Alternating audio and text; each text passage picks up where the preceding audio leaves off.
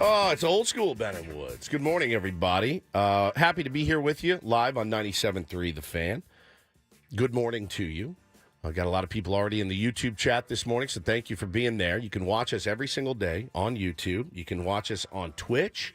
You can listen on your radio, your smart speaker, the Odyssey app, of course. They have a new feature. You can leave us messages there.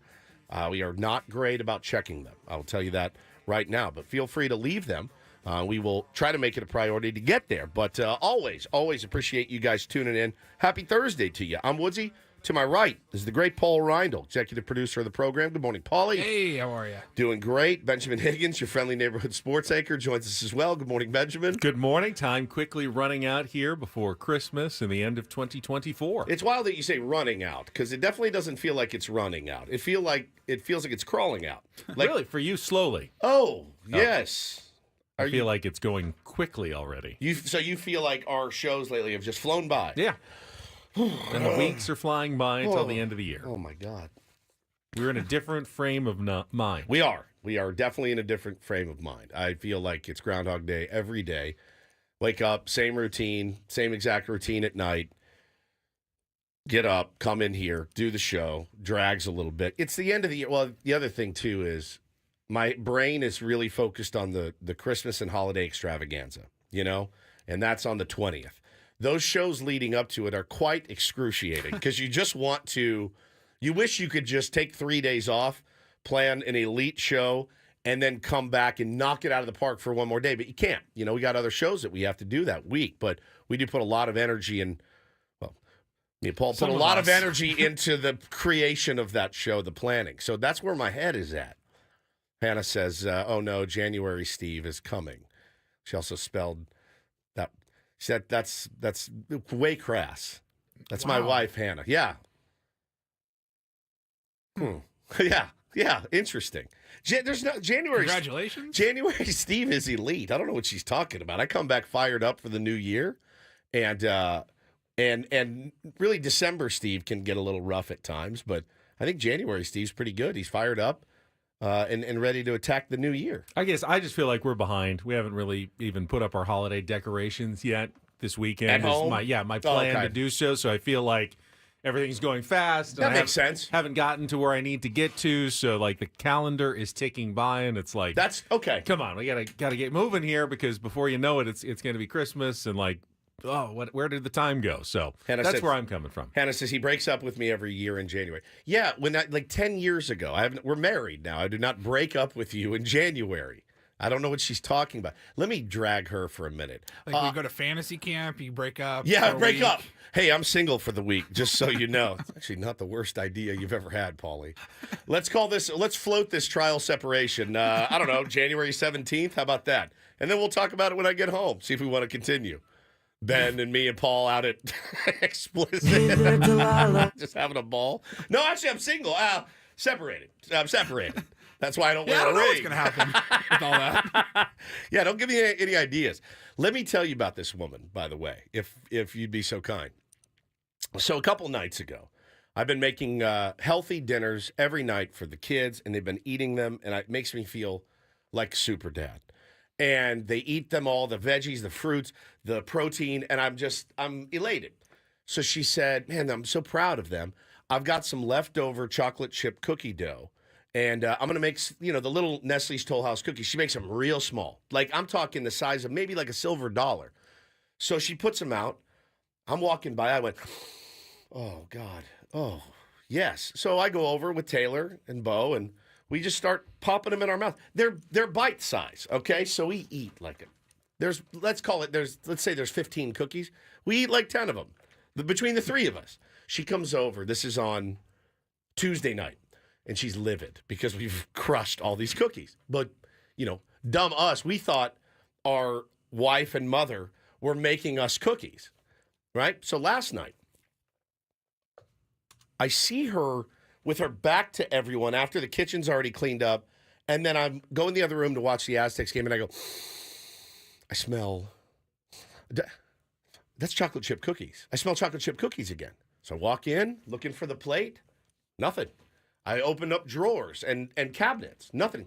I go to the microwave, where sometimes she'll hide food, and in the oven, Nothing. I sit there for a second and I go, Bo goes, yeah, where are those? I smell those. I go, yeah, me too. So Hannah walks in. I go, did you make cookies? She goes, uh-huh. I go, where are they? She goes, they're in the freezer. And I go, oh. So I walk over to the freezer. Oh, she goes, no. Those are for me. And I go, excuse me? She goes, yeah, those are for me only.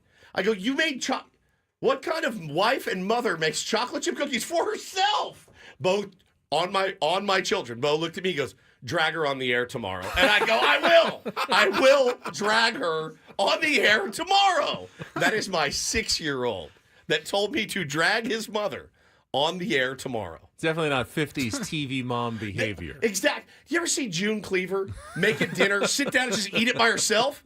Ward, the Beaver, who's the kid down the street? Wally. Wally's the brother. Haskell. Eddie Haskell comes over for dinner. What's for dinner? I don't know. I made myself pot roast. You guys fend for yourselves.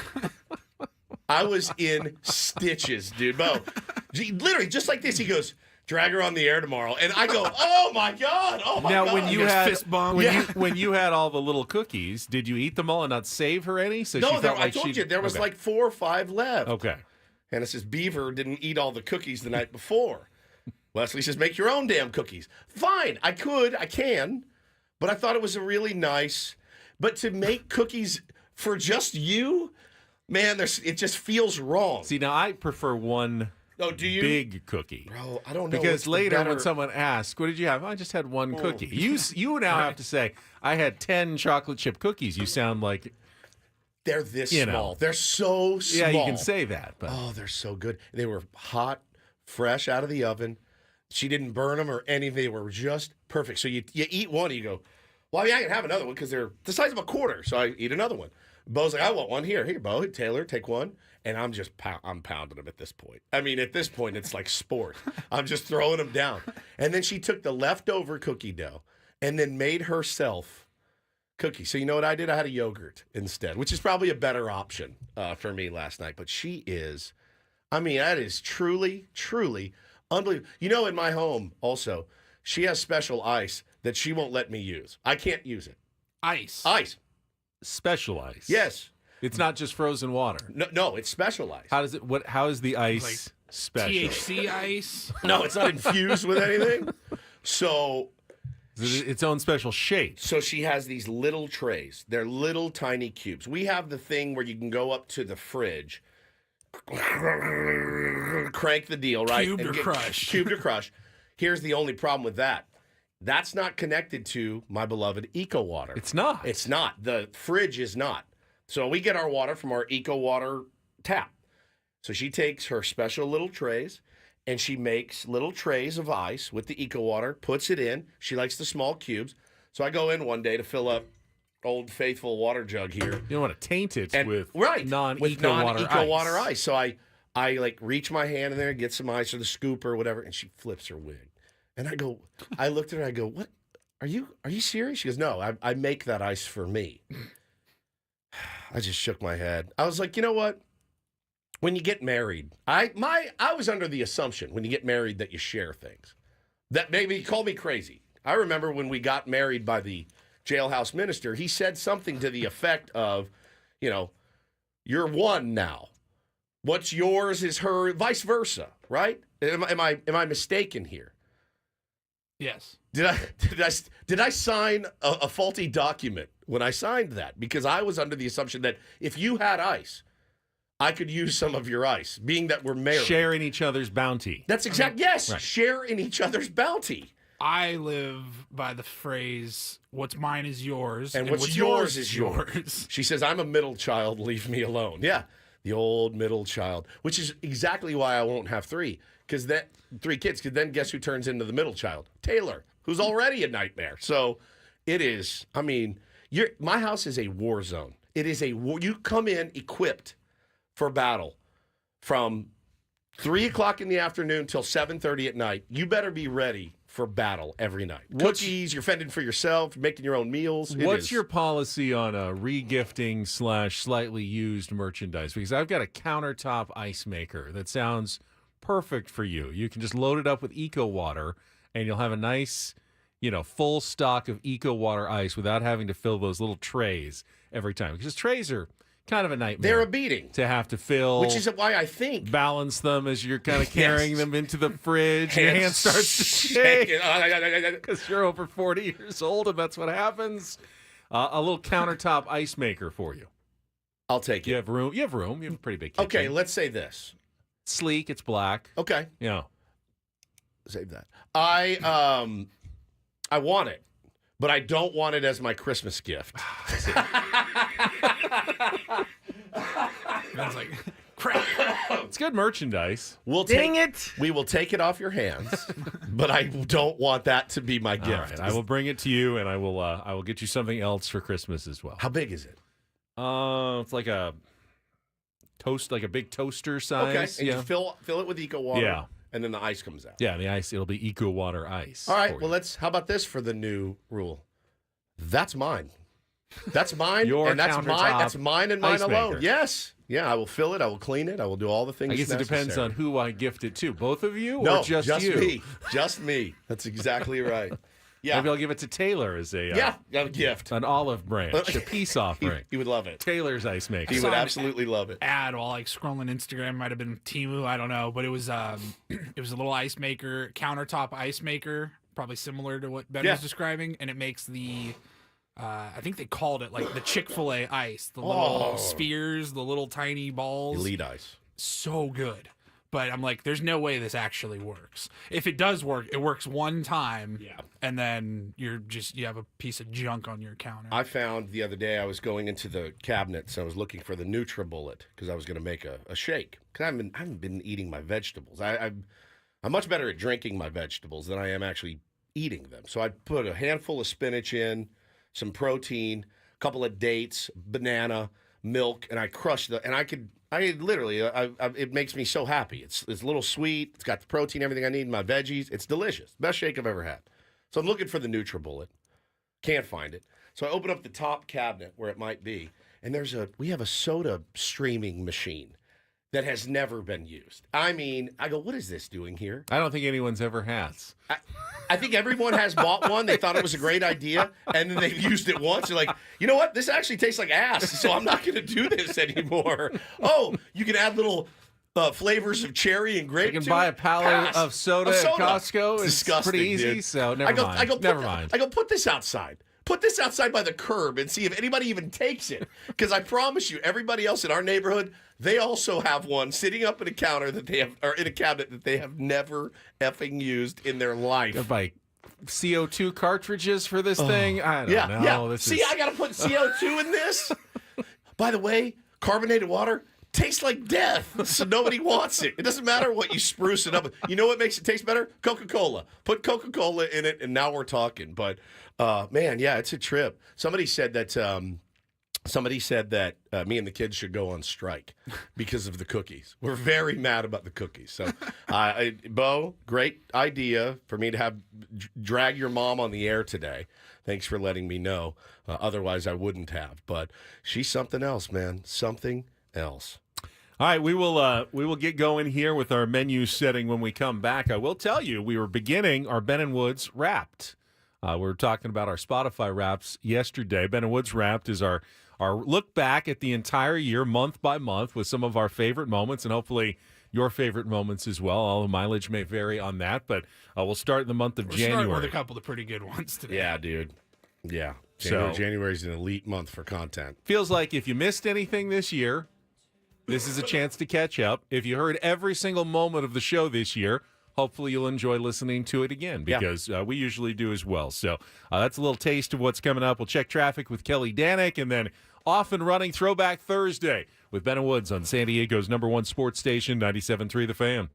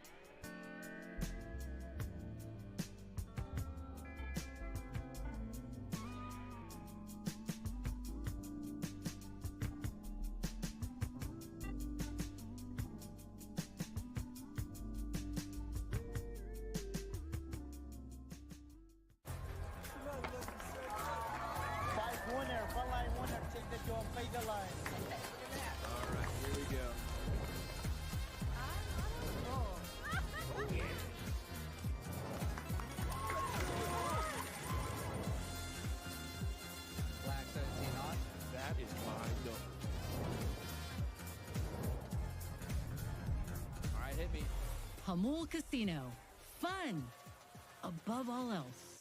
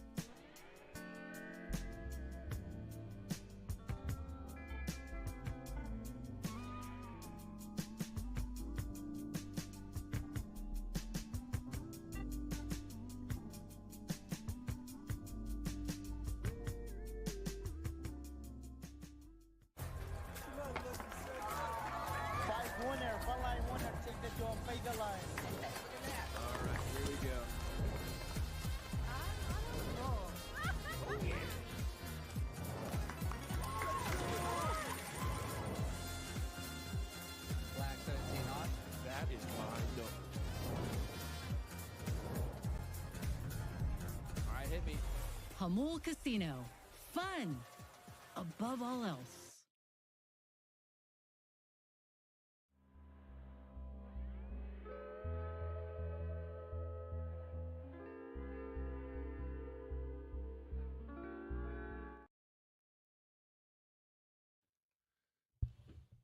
Tier 1 to the program will often hear Woods in the middle of a segment after I've said something completely innocuous.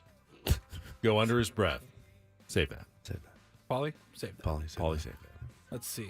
Because last time I saved something for Ben, this was just yesterday. We talked earlier this year about raw dogging flights. Whoa! Flights. I didn't alter that. You didn't alter you it, but said you that. Stopped before a key word there. That is flights. You said it, my friend. Say it again. I'm going to hear it one more time, just to make sure I don't hear any edits. We talked earlier this year about raw dogging. Yeah, that's. Doesn't it sound like I might be continuing that sentence somewhere? Nope. Not at all, actually. Just very, very, just very adult, I guess. Hey, by the way, did you get a call after the show? I did not. Oh, guess that's just reserved for me. I don't I don't reciprocate that often. You don't hear me going, save that. Every once in a while, Yeah. I'll hear a good one, but I rely on Paulie's ears. Well, you don't listen, so I mean, Mostly. usually it'd be tough for you because you're not an active listener. In that last segment, Paulie caught a really, really good one. I did. I'm walking by, I went, oh God, oh yes.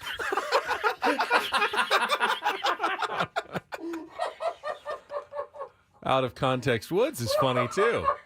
Out of context, Woods is really funny. God, that could go so many different directions. That, of course, was about the smell of chocolate chip cookies Yeah. in your kitchen. Really? Let me hear it one more time. I'm walking by, I went, oh God, oh yes.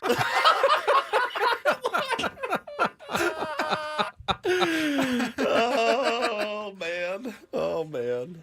Sounds like So- some college parties I was at, by the way. Holy smokes. As we set the menu, just to reinforce that clip that we just heard, I've got tickets to give away, including tickets to this Saturday's San Diego State USD basketball game Nice. at Viejas Arena. You know it's going to be rocking. So the next time you hear that clip of Woods talking I'm about walking by, I this went, one. oh God, oh yes. Well, I really So like the that. next time after that, so don't call now, but the next time could be any time between now and the end of the show. When you hear that, call 833-288-0973, and you can win a pair of tickets to Aztecs Toreros Nice. this Saturday at Viejas Arena. Hey man, that is a fun basketball team to watch. And we will talk about last night's game, conference opener at Fresno State. Kind of an ugly start, a weird game, but a win for San Diego State nonetheless as they get it done on the road. Anytime you go on the road and win in the Mountain West, you're happy with the result. And 100%. turned out to be a pretty good night. College basketball was interesting last night. We can talk about what's going on. Starting to get into the final days here before baseball's winter meetings. Saw a preview piece from I think it was Jeff Passan and Buster Olney this morning about what they expect to happen next week. So we'll talk a little bit about that. The Juan Soto sweepstakes appear to be winding down. I mean, we don't know for sure, but all the indications are Soto will have a decision soon, maybe even before the winter meetings start. We just don't know what team he's going to select. Winter meetings kick off on Monday? Monday, Okay. yes. Okay. Our Sammy Levitt's going to be out there. May already have a deal in place for Juan Soto. He said to be eliminating teams. I don't know how that process works. I think of like the TV show Chopped, where lifts up the cloche and New York Yankees, you've been chopped. You've been chopped. And, they Or move like on who's left. Or like the Bachelorette or the Bachelor. Yeah. They this rose. this You don't rose. get a rose, and you're out of the sweepstakes. So I do wonder, and we'll all follow. What is that I hear in the background? I heard something. Little voices in my head. We will be following along this weekend because, again, some of those reports coming out saying he's going to make his decision even as early as this weekend. But you know what's coming, right? Friday, Saturday afternoon, there will be a mystery team that has just entered the fracas to go and get Juan Soto. And that's the Boris playbook. there is almost always a mystery team. We haven't heard one Always yet. a mystery team that's going to come in and be under the radar. Hey, it could be the San Diego Padres, Ben, for all you know. Well, I mean, it's every team's the mystery team. That's right. I don't think they ever identify the No, they mystery never tell team. you who it's it just is. always out there. Yeah. We'll play a little real or fake on a Throwback Thursday. Chance to qualify for a trip to Las Vegas. We've had nothing but ties this week and take on Woods. I promise you we won't have a tie in real or fake. It'll be a win or a loss today at 7:10. Don't do this at 7:20, and then our Ben and Woods wrapped at 7:35 as we start our look back month by month. So if we've timed this correctly, 12 shows left this year. Yep. 12 months in the year. So January through November, and then in December we'll have our obviously extravaganza on the last day of the year. We can't really look back at December. We haven't even done December yet. Sure. So that's how it's going to work, but we'll take a look back at some of our favorite moments from the first month of 2024. Paulie's got that set up. That's a do not miss segment, I think, every single day. So much fun. So keep in mind for that. In the second half of the program, more tickets to give away. We got Shane Gillis, comedian. We've been giving away those all week long. Our Rindle Report, some more baseball talk, and our NFL threesome as we get ready to start Week 14 with a big game tonight. We'll take a look ahead. We'll have that for you here on 97.3 The Fan. But Good maybe one tonight. maybe the best Thursday night matchup, or one of the best ones you've ever really seen. I feel like Packers they've- 9-3, Lions 11-1. There's been a few There have this Thursday year. night games this year. I feel that like have been pretty good. Thursday's been almost on par with Monday night. Yeah, Maybe traditionally, even a little better. Traditionally, sometimes. Thursday night terrible. It's been It's a ass. bad matchup. You already know you're not going to get great. I don't want to say great efforts because it's not their fault. They're on a short week. Yeah, they're beat. It's tough. Yeah. But when you get like just crappy teams already Yeah. playing on Thursday, you're like, I have no interest. They've been good matchups this year. Tonight should be really fun. Hopefully. Sometimes the quality of football on Thursday suffers even with good teams playing, but this is an important game for playoff positioning, divisional race, two big rivals meeting in Detroit, and we'll talk about that and more in our I'm football walking by. I threesome. went, oh, God. Oh, yes. Okay, really? Wow, all Just right. like that. There it is, just like that.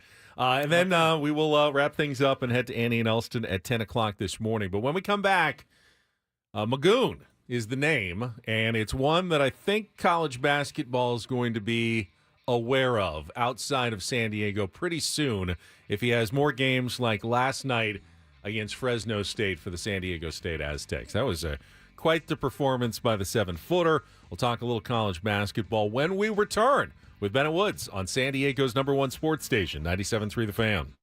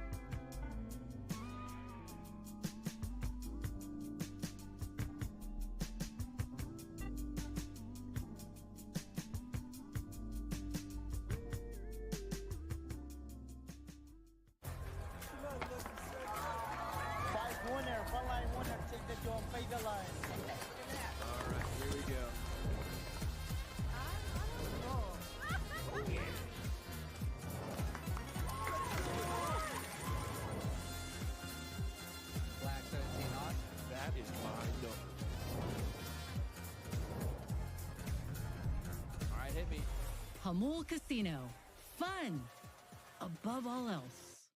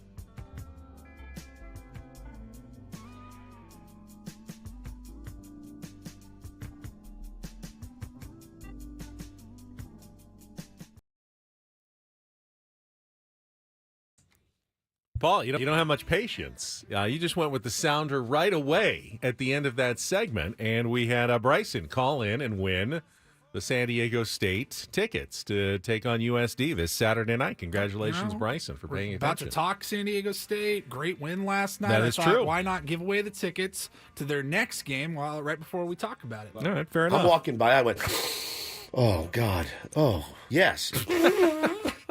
Is it better if I just start with the...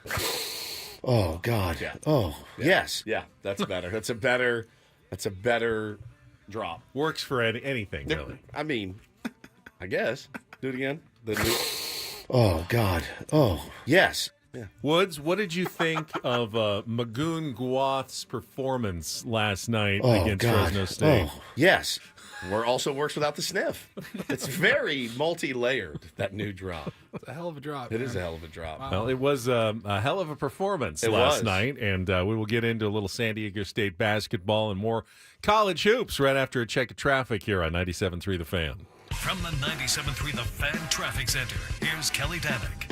North on 5 having some problems. Got a crash involving 3 cars right before the 54. They're all in the center divide now. Up ahead before the 163, we have reports of a stalled car in the center divide. Going to find some closures and traffic control in Ocean Beach for investigation of a deadly hit-and-run crash in which a pedestrian was struck. At this time, you got Nimitz Boulevard closed both directions from Chatsworth to Sunset Cliffs. So please give yourself extra time if you normally travel to that area.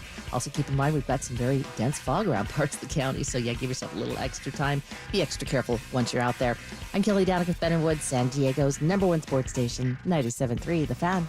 This segment of Ben & Woods brought to you by Buffalo Wild Wings. Buffalo Wild Wings is football. Hey, San Diego sports fans, head to your local Buffalo Wild Wings. Try their new maple chipotle sauce for rich maple sweetness and a mild, smoky chipotle heat. Or for a bit of kick, check out the new Cajun sauce with a rich blend of spicy and tangy peppers. Stop by your San Diego B-Dubs or order for takeout and delivery with Buffalo Wild Wings. Go. So it was already a pretty good night for San Diego State basketball before the game even started. I turned the game on early. It was on FS1. And the game right before that was Creighton hosting #1 undefeated Kansas. Yeah. And when I turned it on, I looked, whoa, Creighton's up by like 9 points. I did the double take because I turned it on at probably the exact same time as you, and I went, well, that can't be. And then I thought I made the mistake of tweeting about it. I thought, well, Aztecs fans might be interested in flipping over to see what happens. And as soon as I did, Kansas went on a run and cut the lead to 3. And I go, oh, I messed that up for the Aztecs. Sorry, because a win for Creighton, obviously, after they beat the Blue Jays last week in Las Vegas, would be good for San Diego State's metrics. The teams that you beat, that they beat, you get credit for that in the net rankings and the Ken Palm. That all gets factored into strength of schedule. So, but, they stopped the bleeding and started pulling away and ended up winning by 13. So before the Aztecs even played, their metrics took a big jump with Creighton's win last night over #1 Kansas. And then the Aztecs take the floor, and apparently they forgot how to play basketball, or at least offensive basketball, for 5 minutes as they start the game with no points. I think for 4 minutes and 45 seconds. Yeah. Through the first media timeout, they are scoreless Unbelievable. against Fresno State. Yeah, I mean, it's not like Fresno State was putting on an offensive display either. I mean, No. it was a Masons convention the first 3 minutes had of like the game. 2. It was ugly. I mean, it was clang, clang, clang, shots hitting off the front of the rim. It was 0-0 with 3 minutes in. Yeah. And then I think Fresno State hit a 3. Yeah. And it was 3-0 That's right. until 5 minutes in. It was just clang, clang. But, the fun part about that first 4 or 5 minutes was the defense was, yes, there were some ugly shots. There were some shots that, everyone looked a little cold. But the blocks on both ends of the floor, the rebounding on both ends of the floor, it was actually kind of fun watching both teams just race back and swat balls away in the paint. It was pretty cool. So it was still pretty low scoring through most of the half. Aztecs, managed to take a small lead. And then in the last few minutes before halftime, no one else is making any shots. So the big guy, the 7-foot freshman, Magoon Guath, who is, we were told, has a pretty decent 3-point stroke. But we haven't seen it. I think it was 1 for 8 for 6 or something. Something this season from long range. Has an opportunity, fires one up, and I think, all right, no one else is making it, and knocks it down. All right, not bad. So then either the next time down the court or 2 times down the court after that, it's on the three-point line again. All right, let's see it again. And boom, hits another one. And then third time up, this one's in transition, like they're fast breaking, and he just pulls up and I go, heat check, and Feeling boom. Again, Yep. 3 for 3 from three-point land for a guy who also is leading the nation in blocked shots. Now, there's a combination you don't see very often. Yeah, you expect a 7-footer to lead the nation in blocked shots. You expect a little guard to lead the nation in three-point shooting. But the guy that can make threes from long range at 7 feet is dangerous. But what really impressed me about Magoon Guaf yesterday was he didn't get three-point happy. I think he only took one the rest of the game. He started crashing the boards, putbacks, did some, dribble moves. It was by far his best offensive performance. Did in his very first collegiate road game last night and finished with a career-high 25 points at the end of the night, 10 rebounds as well. Double-double. A couple more block shots, and it was a breakout performance for a guy that we've been hearing about and seeing some good things definitely, but this was a next-level performance that caught the attention, I promise you, of media, teams, and coaches around the country of what San Diego State may have in store for the next, hopefully, at least 2 or 3 years. Who knows how long? It's college basketball now, so hopefully he's got a couple of years at San Diego State, but that was pretty impressive last night. Yeah, I like what Dutch said. Quoted after the game. I don't get too stressed because I know what it is on the road. As much as I wanted to be up 10 at halftime, they hit a 3 that bounced back, went in at the buzzer. That's Mountain West basketball. You were tweeting or texting the same thing, Ben. Typical road start to a Mountain West game. It's the ability to stay the course, to stick with your game plan, and continue to be aggressive. And that's what the Aztecs do. And even the best player on Fresno State, what was his name? Michael Robinson had 20 points last night. He goes, we kind of took our foot off the gas. The Aztecs really don't do that, man. They don't do that. They really stay aggressive and play aggressive and stick to their game plan, man. And they're, again, I'll say it every week, really fun, exciting team to watch. And what's different about this San Diego State team is we've seen other Aztecs teams go into long offensive slumps. It's almost a signature of San Diego State. Yeah. Oh, yeah, 4 minutes without scoring. That's standard. That clock they put up, like minutes since last basket, is pretty much a must-have. If you're a TV producer and you got an Aztecs game, hey, make sure we got that clock ready for minutes made since last points for San Diego State and their opponent, because the defense does the same thing. What was different, though, is despite not scoring for 5 minutes, so that's 1/8 of the game is gone, and you haven't scored. 1/8 of the game is over.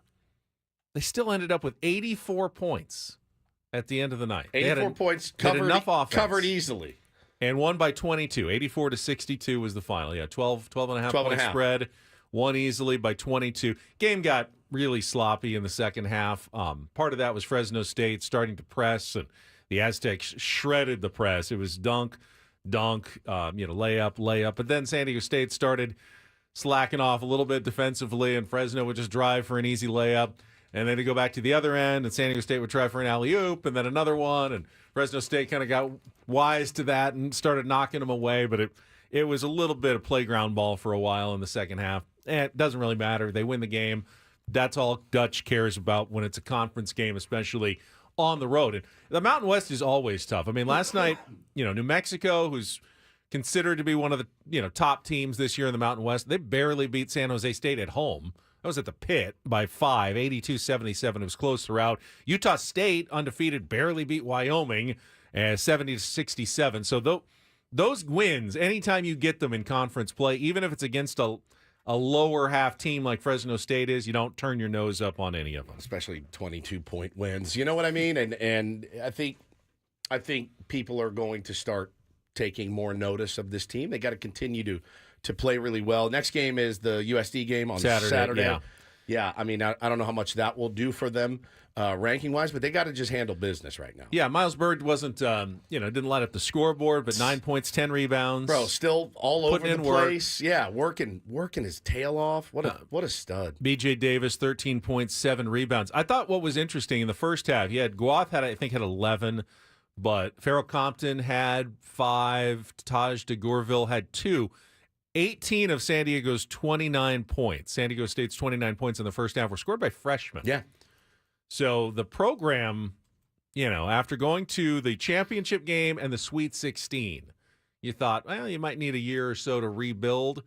Program seems like it's on very good footing right now. Yeah, so far so good. The only thing I saw Aztecs fans worrying about was, are they going to be able to keep guys like Magoon and Pharaoh Compton going forward with the new NIL reality? If Kansas or Kentucky comes calling. I literally the other day was looking through Twitter, and it was like, oh my God, Lamont Butler in transition. What a superstar this guy is. And one of the Aztecs fans tweeted, like, he was always a superstar. Just people start to take notice because you're playing at where is he? Kentucky. They lost last or 2 nights ago. Yeah, to Clemson. But yeah, man, I mean, I think that's the fear of every single college coach out there. As great as it is right now, these guys could be playing at Gonzaga next year. You just have no idea. Hopefully the Players Era Festival, that's $1 million, $1,150,000 into the NIL coffers. You divide that up on a basketball team, you think about that. That's probably $100,000 right there to keep Magoon. They're going back next year, maybe for even more money. That's at least some incentives to stick around. And I would be nervous about leaving Dutch and a program where I'm having success 100%. After just one season to go after the riches. I'm not saying that if it's life-changing money you turn it down, but there's also the possibility that you could do it after your sophomore year, or you can go to the pros and start making big money that way. And Magoon Guath still there's a lot of room to improve in his game. He's not a finished product. We just saw a lot closer to what you kind of dreamed on him being last night with that performance against Fresno State. Fun player to watch on a team full of fun players to watch. Yeah. Just so inspiring. It's been a good couple of weeks of college basketball. Duke beat number 2 Auburn 84-78 last night. Not really an upset when you're Duke and you're playing at home, even against the number 2 team in the country. I don't know who was favored. I got to imagine it was pretty close, but Duke got that win. So, the number 1 team loses, the number 2 team lost, the number 4 team lost the night before, the number 5 team lost last night. Chaos, early so chaos. You got already. a lot of early chaos, and the Aztecs metrics did go up in the net. We were talking about how they were 60th. I think they went up to 43rd already today. Partly because they're winning, but largely because Creighton beat Kansas last night. So they're back kind of, all right, that's a good sign that they're moving up in the metrics. Good. Yeah, it definitely on the right track. San Diego State, USD on Saturday. These are all dangerous games in that, USD's season would be made if they win that game entirely. They're going in and saying, all we have to do is win one game, and our season's made if we can upset San Diego State. So San Diego State started conference play last night, and now they're off for they don't play 2 again or 3 until weeks. end of December. It's weird. It's it's this new complete round robin where you play everybody twice. They just don't have enough weeks in the season to fit in.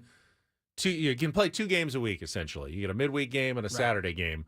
But if you started where you normally do, you'd run out of time before the end of the season in the conference tournament. So you got to squeeze at least one in, and before the middle of December, just so you can get them all in before the end of the year. All right.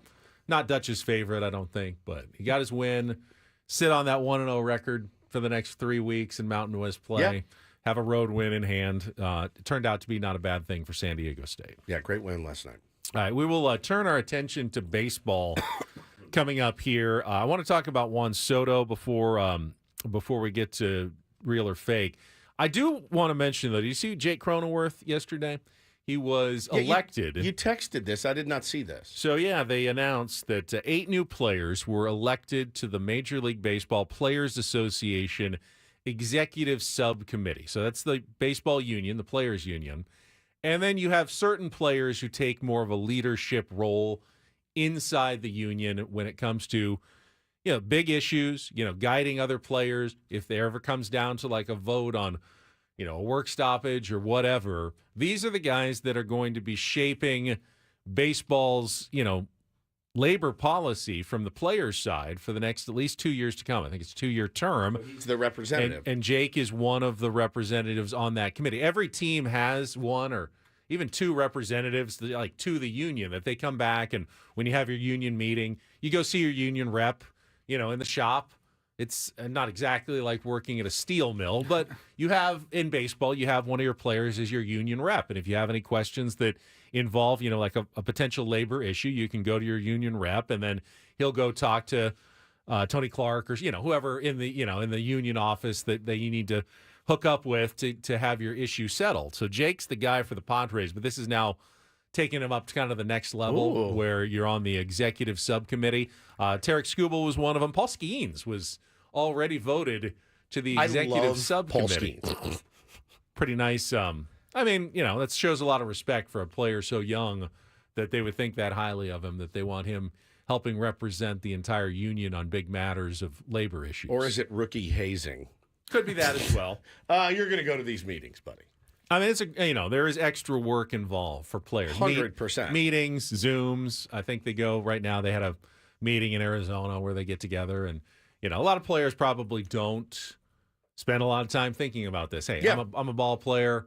Just tell me what I need to do. Tell me what my union dues are, how this works, and they just kind of put their head down and go. But there are other players who take that responsibility seriously, protecting the interests of the collective of the group and looking out for the future interests of baseball players as well. And Jake is one of those guys who does that, in the San Diego Padres. I want to ask him about it at spring training. I'm curious. I'm curious too.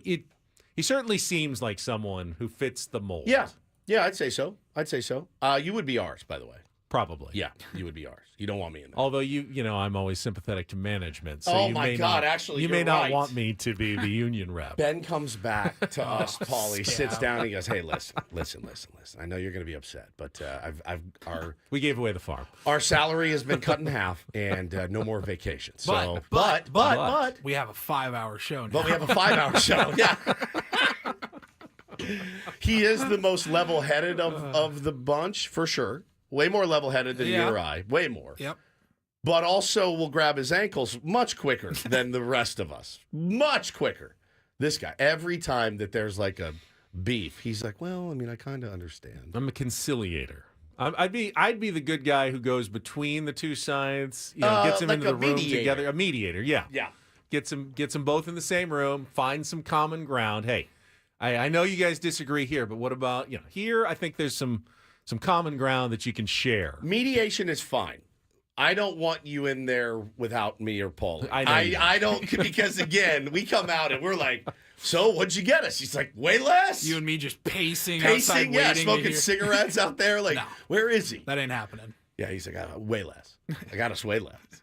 And And more years though, but way less money. This is a big issue. The current CBA expires, I believe, 2 years from yesterday.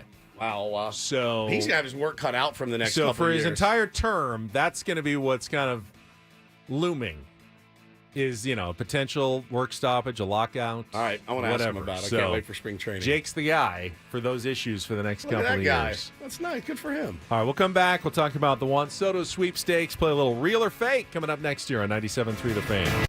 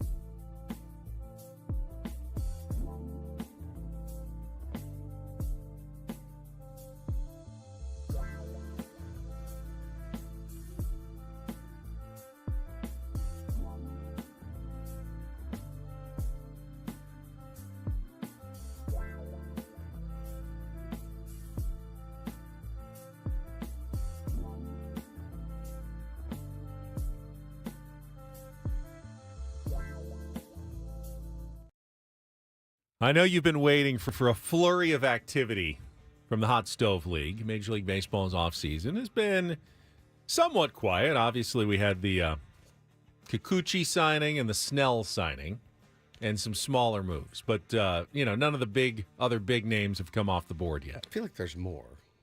That has happened already? Yeah. Well, I mean, there's like Matthew Boyd. Yeah. There's some other smaller signings. Yeah. But in terms of, I think of the top 30 free agents, those are the only two that have signed this offseason. Once Juan Soto signs, things are expected to start moving quickly. I've heard that bit before. And all signs are pointing towards something happening soon. Jeff Passan, even when Jeff Passan says it, we tend to all right. It's gospel. He's got the info, and this is what he said yesterday on ESPN. Kevin, you're exactly right. We are finally in the end game after a months-long pursuit by teams for Juan Soto. And we know at this point that the final number is going to be at least $600 million over a double-digit figure number of years. Now, the question is, how high can that go? If teams are willing to go to, say, 15 years, which they might be able to because Juan Soto is only 26, we could see a contract potentially in excess of $700 million. Now, remember, Shohei Ohtani's 10-year, $700 million deal last offseason set the standard. But at this point, we don't know who the favorites are. The New York Mets have been near the top the whole time. The Yankees, of course, the incumbent team, the Boston Red Sox, the Toronto Blue Jays, and the Los Angeles Dodgers all still in it. The expectation is that there will be meetings over the weekend, and it's that point Juan Soto will decide where he's going to go, and we will know at latest by the time the winter meetings in Dallas start. All right, at latest by Monday. At latest, okay. All right. At latest, know this he weekend. says. What a rough weekend for fans of those five teams. You're going to be we can all rest easy here in San Diego. But it's such a rough weekend, man. If you're one of those five, you're on pins and needles, especially like the Yankees who had him, traded a bunch to get him, went to the World Series with him. He performed very well in the playoffs. And you want him back. You need him back if you are the New York Yankees. You have to have him. And the fact that the Red Sox in your division have connections with him, that's terrifying. The fact that the Blue Jays in your division, they want a taste of Juan Soto, that's terrifying. And we are going to be probably on pins and needles so he doesn't go up to the Dodgers, which would just make that team the most absurd, ridiculous team of all time. It's kind of a dicey weekend. That last comment there by Passan, though, at latest, the start of the winter meetings, like we will know. Everyone seems to be saying, we're going to know this week. I don't typically see that with these big free agents. We didn't see it with Aaron Judge. We had to wait with, Shohei, Blake Snell last year. Like, it took forever. With so many people, all the insiders saying it's going to happen soon, it's going to happen fast, it's going to happen absolutely before the winter meetings. It was a kind of a throwaway comment yesterday, and it's a little bit tinfoil hat, conspiracy theory, but it's almost like baseball told Juan Soto, hey, we need you to make this decision before the winter meetings because no other players are signing, really. Obviously, there's been a few, but all of the dominoes are expected to fall after the Soto decision. Yeah. It's just weird that everyone's like, "Oh, it's definitely going to happen." I don't think it's anything nearly as grand in conspiracies as to pushing for an early decision. The reason why Blake Snell and going back 5+ years, Manny Machado waited so long is they weren't getting the offers they were looking for. If he gets five, Juan Soto is getting the offers he's looking for. In fact, when you heard Jeff Passan say it's going to be at least $600 million, might even be $750 for Juan Soto. Those, if you think about it, to me, are incredible overpays for Juan Soto. And this is not a knock on Juan Soto, the player. But if Shohei Ohtani is worth $700 million, most of that deferred, so quite a bit less in real money today, isn't Shohei Ohtani, from a business perspective? Remember, I'm not talking about a baseball perspective. You can compare the numbers production-wise, OBP. From a baseball business perspective, Shohei Ohtani not only is the most famous baseball player on the planet, he hits, he pitches as well, or he's going to, but the money that he brings in Staggering. from Japan is staggering. Juan Soto is a great player. I don't think he brings in that kind of money, even close. Nobody does. His value should be well under what Shohei Ohtani's is to a team. So if a team is willing to pay $700 or more for Juan Soto, Shohei Ohtani may be the biggest bargain in the history of professional sports contracts. And I don't say that lightly, knowing how much he got. A record. No. Knowing how much he's getting. Or he's going to get. He's going to get. But it may turn out, and it kind of, galls me a little bit to think about it. The Dodgers may have gotten the biggest steal in free agent signings ever when they signed Shohei Ohtani to that $700 million contract. Anytime a player will defer what he deferred, then yes, it's straight up the biggest steal of all time. And again, I've said it over and over. It's the player has to be willing to do that. The player, I'm sure Andrew Friedman, I can't imagine Andrew Friedman, given his opportunity, Ben, to pitch Shohei Ohtani on coming to the LA Dodgers, right? Walk this through. There is no way on planet Earth that Juan Soto or Shohei Ohtani walked in that room. Friedman goes, all right, so here's what I'm thinking. We'll do 700. We'll defer 690 of it or whatever it is. There's no way that's your opening pitch. Your opening pitch is he says to you, look, I want to be a champion. I want to win a World Series. What can I do to help? Okay, what about deferring some money? Yeah, I'm comfortable with that. How much should I defer? What are you comfortable with? What can help you then build the best team? Well, I mean, if you deferred 90% of it, we could certainly go out and get other players. Okay, great. Sounds good. I'm going to make $100 million in endorsements, right? I mean, it's the fact that the player is special on the field and the player is special in that room when he's deciding what his contract's going to be. So I promise you, that was not an Andrew Friedman idea of like, hey, because if I walked into a job interview and they go, yeah, we really like you, man. You are talented. I'm going to give you all your money in 10 years. I'd be like, well, I need money now. Yeah, remember, they're recruiting these players. Essentially, they're trying to sell Shohei Ohtani, Juan Soto on their franchise and their team. You don't lead with your, but this is how we're going to make it back at the end. You're getting whatever you want, essentially, and then you're just trying to keep it. You're trying to keep the ceiling on it somewhere where you can manage it. Yes. You're basically telling him, whatever you want, we'll give you to come here. No question. So they don't. It wasn't the Dodgers who came up with that. It was it was Ohtani who Shohei came and his up with people, and it was really you get the sense that it was kind of symbiotic, right? It was kind of like they got their heads together, and he says, "I want to be here. I know you guys have the money to pay me. I'm not worried about it.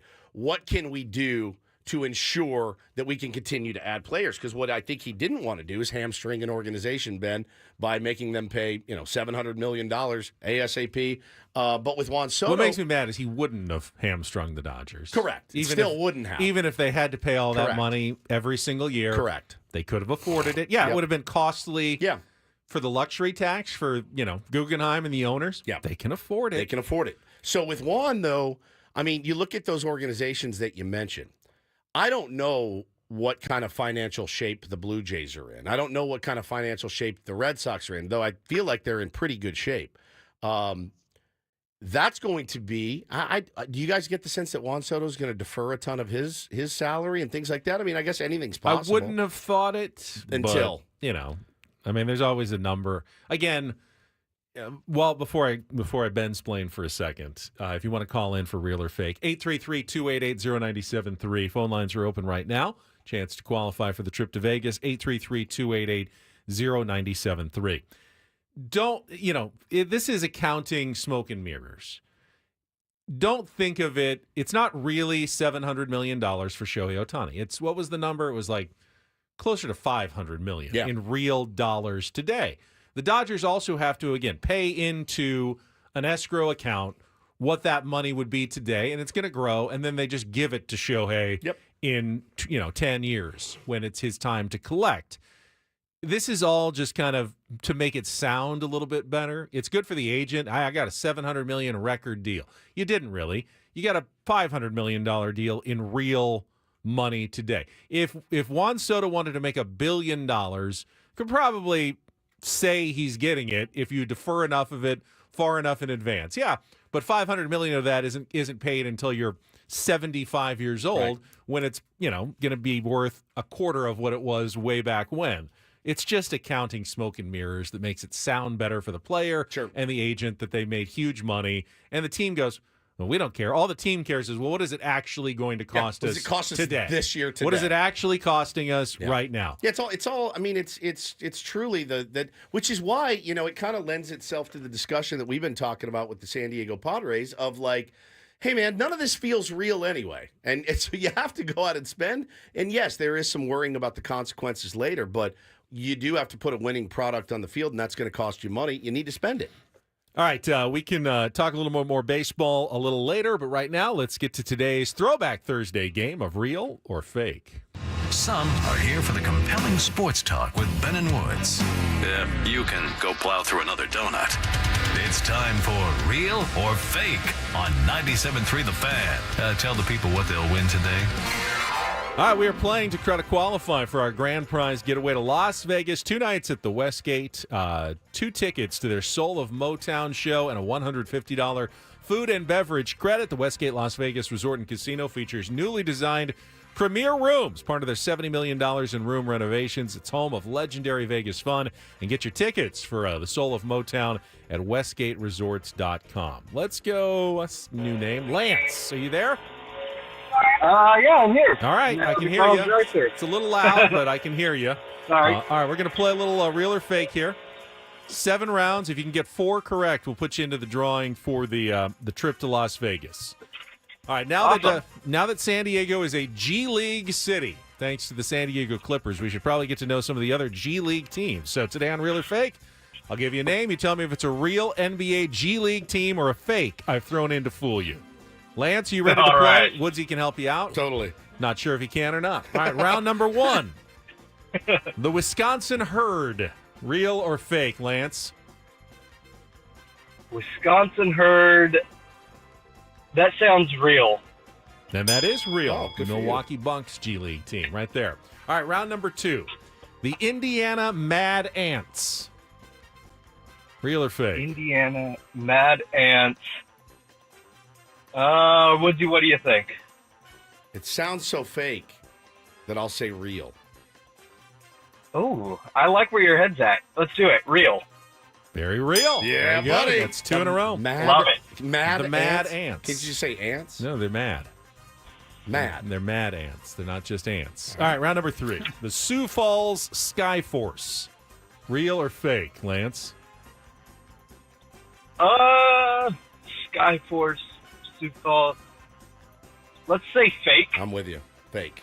No, it's also real. No. Yeah, it is. Who All right, do that's all they right. belong to? Sioux Falls is that the Bulls? It might be the Bulls It's in G League Iowa, team. right? Yeah. All right, let's go to round number 4. The Toledo Singe. Real or fake? Miami Heat, by the way. Oh, it's the Miami Heat team. Force. Okay. Oh, Okay. Singe. The Toledo Singe. well, Great name if it's real. Singe could be for the Heat. It could be for the Cavs. Toledo is in Ohio. Let's go. There's got to be a fake. We're going fake. All right. I was going to say I real. was proud of that one. That's fake. Oh, man, you crushed I it. was proud of that one. That one sounded Singe. very real to me. The Toledo Singe, not a team. All right, that's one away from the win. Let's get it right here. The Grand Rapids Gold. Real or fake? Grand Rapids Gold. Woods, what do you think here? I'm going to say real, buddy. He's going to say The real. Detroit Pistons. All right, I'll go with it. Gold. Real. Real. Well done. Yeah, buddy. Woods, Lance, congratulations. You're qualified. We qualifier every day this week so Attaboy. far. There's a lot of people in the drawing. Hang on the line, Lance. Paulie will get your information. Let's go with the Buffalo Eries. Fake. Fake. The Birmingham Squadron. Fake. Real. Not bad. Well done, guys. All right, we got real or fake, or we got Don't Do This coming up next, including a nice moment. Do this moment at last night's San Diego State basketball game. Unexpected. At least, Yes, at on least the road. I was surprised. And Woods, you wanted to, what did you have? I don't remember. All right. Well, good work on that. Thank you. Great tease. I have something a very round bad. of golf Oh. that fell apart like You had, no other. Football player. No, it wasn't even it. That wasn't it? Not a new one. We talked about this We like did. 15 minutes ago. Hey, this is the week where you're pretending to work. Did you not remember my calendar? It's true. I told you. I got clipped in here. I'm not the same. Thanks, Adam. Don't do this is coming up next here after traffic on 97.3 The Fan.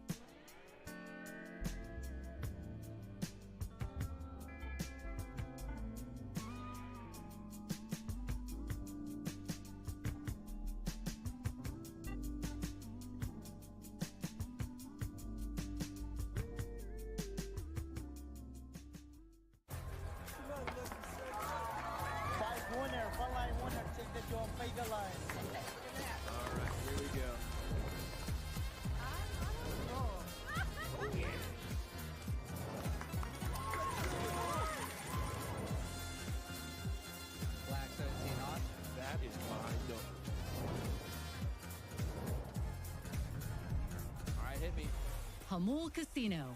Fun above all else.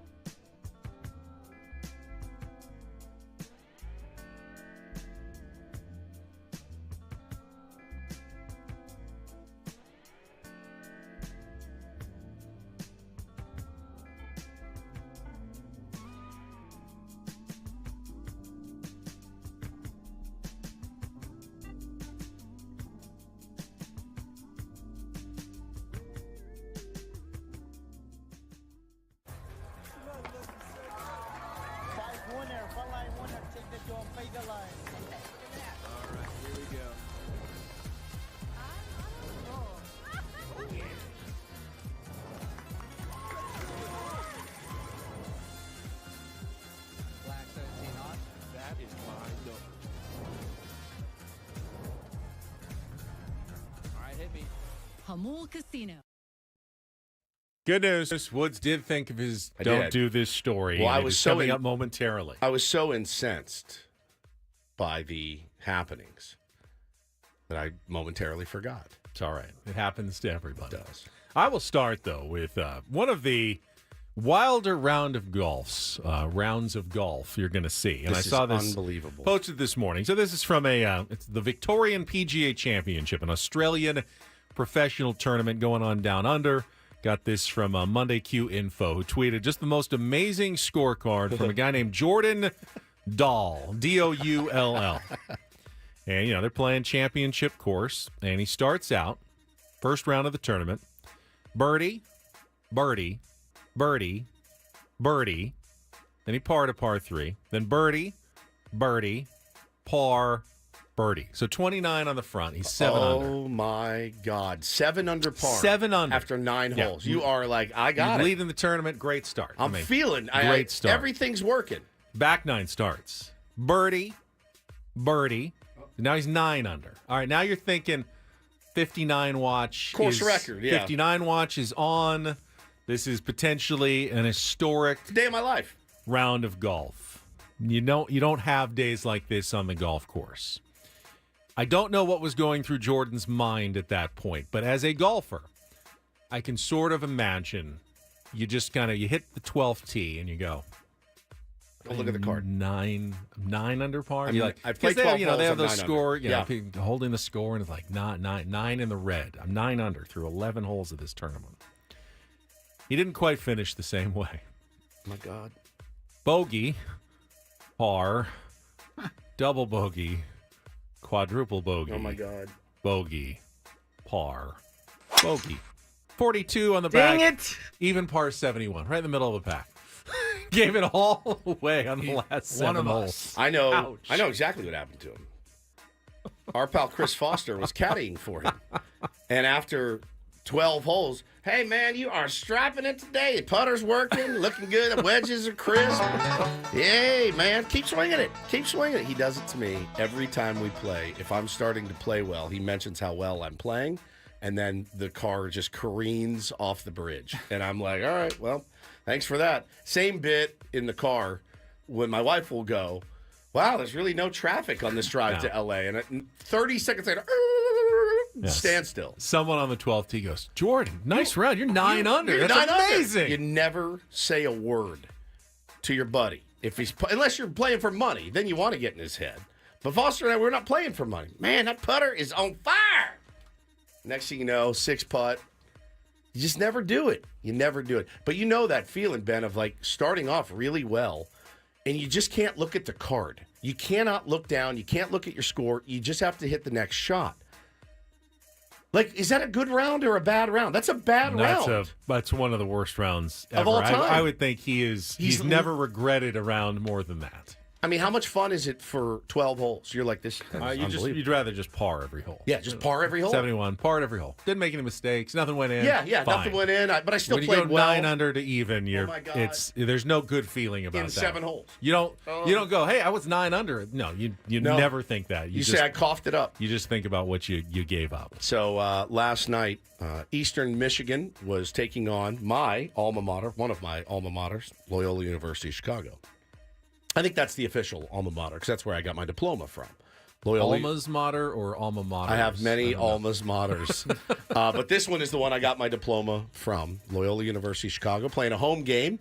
And they had finished up. They whipped Eastern Michigan 76-54. And as they're coming off the court, you guys remember our beloved Sister Jean. We do have a Sister Jean bobblehead in here somewhere. Sister Jean is 105 years old. She's sitting in her wheelchair with her Loyola scarf on. And the entire team walks past her. She has her arm extended, ready to dap up every single player. And every single player on Loyola walked past her. Blows right by her. Right past her. Didn't dap her up. Like, what kind of monster do you have to be to not dap up an old woman that loves your school and has been at your school for 70 years or something? Wait, how old is she now? It's like 105 or something. She's the most famous centenarian in the country. I mean, she right? is. I mean, she's just sweet little lady sitting there like this. 105, yeah. She's 105. Look at her. Her arm is extended, and they just blow right past her. Left her hanging. Left her hanging, and they may not win another game. I tweeted. Did you do the old, like the psych? I didn't really want to dap. It's the saddest thing I've ever seen. They just walk past her. They're just like, and they can see her. She's right there. She's 2 feet from them. What would be the point? If the coach must not have, I would have marched everyone back out there. What would be to give her a high five? What would be the point of dissing our beloved sister Jean? I am sure they were oblivious. But she does this every game. I'd be starstruck if I saw Sister Jean in person. Oh, I would too. One of our very first guests ever on Ben and Woods. Hello, darling. It broke my heart. So I have now put a hex on my alma mater, Loyola University of Chicago. I put a hex on them. They're cursed. Finally, a little unexpected doo-doo this moment last night. Mega doo-doo. At the San Diego State-Fresno State basketball game. And at halftime, a very classy gesture by the Fresno State Bulldogs, who brought down Uncle Teddy, Ted Leitner, to the court, making his final ever visit to Fresno State as the play-by-play broadcaster for the Aztecs in his final season, and presented him with a plaque and brought out the mic and had him say a few words. That is a tremendous honor. Teddy's been calling San Diego State games, I believe, since 1979. When he first got to town, on and off, mostly on. Obviously, long career as a Padres broadcaster, called the Chargers for a few seasons as well. He's had an unbelievable career. Friend of the show. We've had him on, of course, many times. But here's a concept. Bite me. Yep.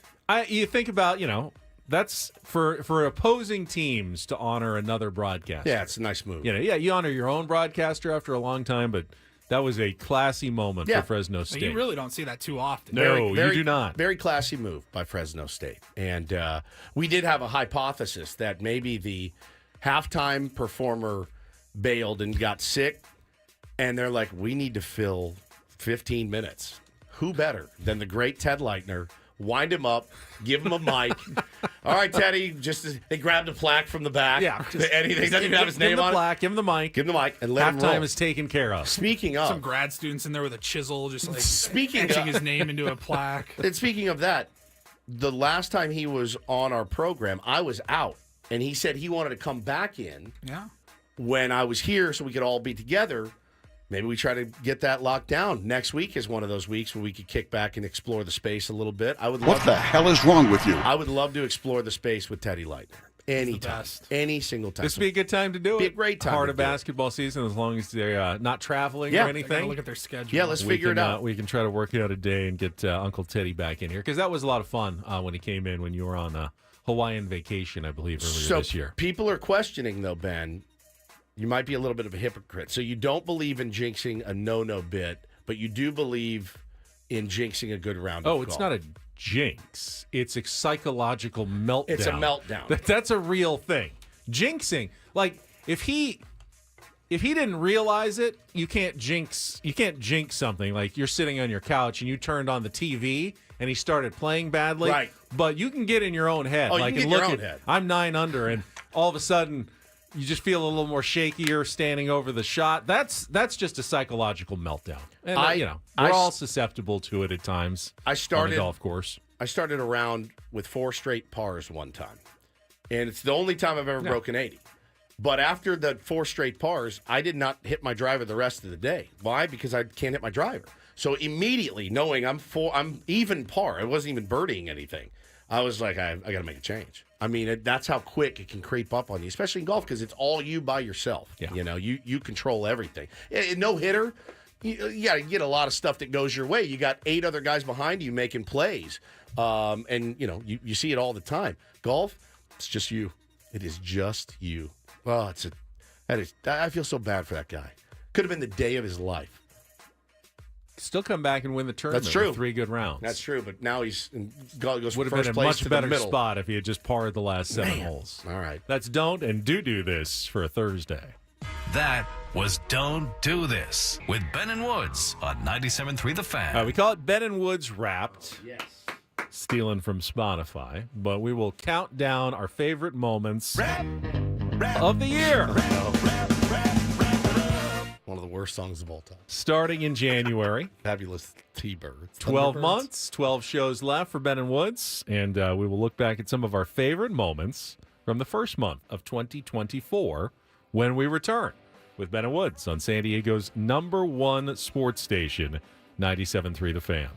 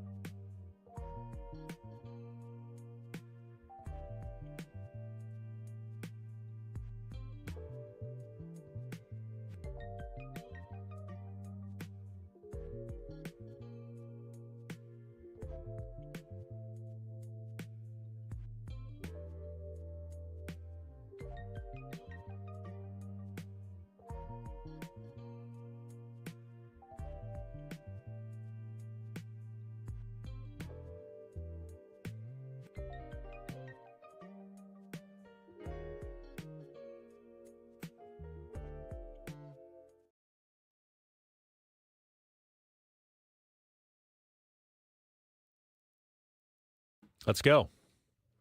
And we are going to start going on our countdown of Ben and Woods Wrapped, our favorite moments of the year, month by month, start in January, coming up after a check of traffic here on 97.3 The Fan.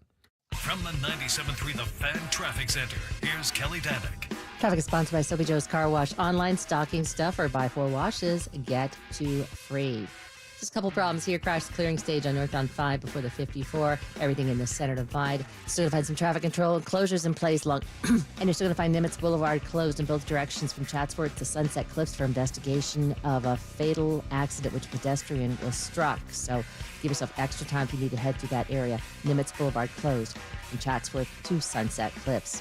Soapy Joe's believes in the magic of the holiday season. Give the gift of clean and shine. Now, buy 4 washes, get 2 free. This is an online exclusive stocking stuffer. Visit SoapyJoesCarWash.com for more details. Hurry, offer ends December 23rd. Happy holidays from Soapy Joe's. I'm Kelly Danick with Ben and Woods, San Diego's #1 sports station, 97.3 The Fan. Rap. Quick intro. Quick intro. January was a fun month. It was my first ever trip out to fantasy camp back in January. We had obviously a lot of fun activities when we were there. Yep. I was thinking more about Goose calling me a nerd. You're a nerd, too. That wasn't fun. That was terrifying. That was somewhat terrifying. I was like, That was awful. I was vomiting in a bag between my legs. Sweating. Got to moderate a fantastic panel of 1984 Padres. That was a blast. Got to meet Dave Dravecki for the first time. What a great guy. I got to eat a Tim Flannery cookie and almost die at Terry fantasy Kennedy camp. traded you. Terry got traded at fantasy Live camp. on the air. Live on the air. I remember Randy Jones came walking right over to the table while we were on the air and just like grabbed a microphone. You're outta Like, here. Oh yeah, go for it, Randy. Yeah, you're done. But- it's on site when I see Terry Kennedy at fantasy camp. Just so you know. But when we go back with our Ben and Woods Wrapped and we find the most entertaining moments of the month, Paulie actually picked a couple that came before we even got to fantasy camp. And we're going to start with the very first week of 2024 Ben and Woods and go all the way back to January 4th. Woods, what do you remember about Subway? Well, I had taken my son Bo to his very first baseball camp, and it was down at Brickyard, down on Moreno. So I live in Encinitas. It's quite a hike every day. Drive him down there, and I wanted to stay near, just in case something happened. And so it was his first camp. If he got scared or whatever, I just wanted to be nearby. And there's a Subway next door, and I'm like, man, I have not had Subway in a decade, easily. Like I'm a Jersey Mike's guy, but there was a Subway there, and I didn't want to drive too far, so I went into Subway, and man, just like every time I go anywhere, something weird happens. So something happened to me that has never happened to me before.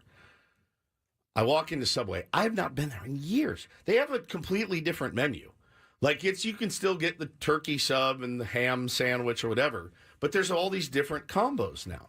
Well, apparently it was confusing not only to me, but to the guy that was behind me. Finally, behind me. Had he been in front of me, I don't know if I would have made it back to work. I've never seen this before. He called his wife from Subway and read to her aloud. Oh my God. Aloud. Oh, not only aloud. She was on speaker, so I could hear her and him as he proceeded to walk to the counter and go, "There's a It's Italian. It's got ham and capicola and provolone, and He read every, call it 8 sandwiches. He read every ingredient from every sandwich. And after everyone, no, that's not it. okay, it's turkey, avocado, bacon, lettuce. No, that's not it. Okay, roast beef, provolone, capricola. No, that's not it. And I'm almost in Did she tears. just want a cold cut combo? What is she going for? Bro, I got my sandwich. I went and sat at the table, and he finally was like, she's like, just give me a tuna sub. And he's like, all right, fine. Gets her a tuna sub. I sat there, and I was like, man, I love my wife. The patience he displayed was through the roof. I mean, through the roof.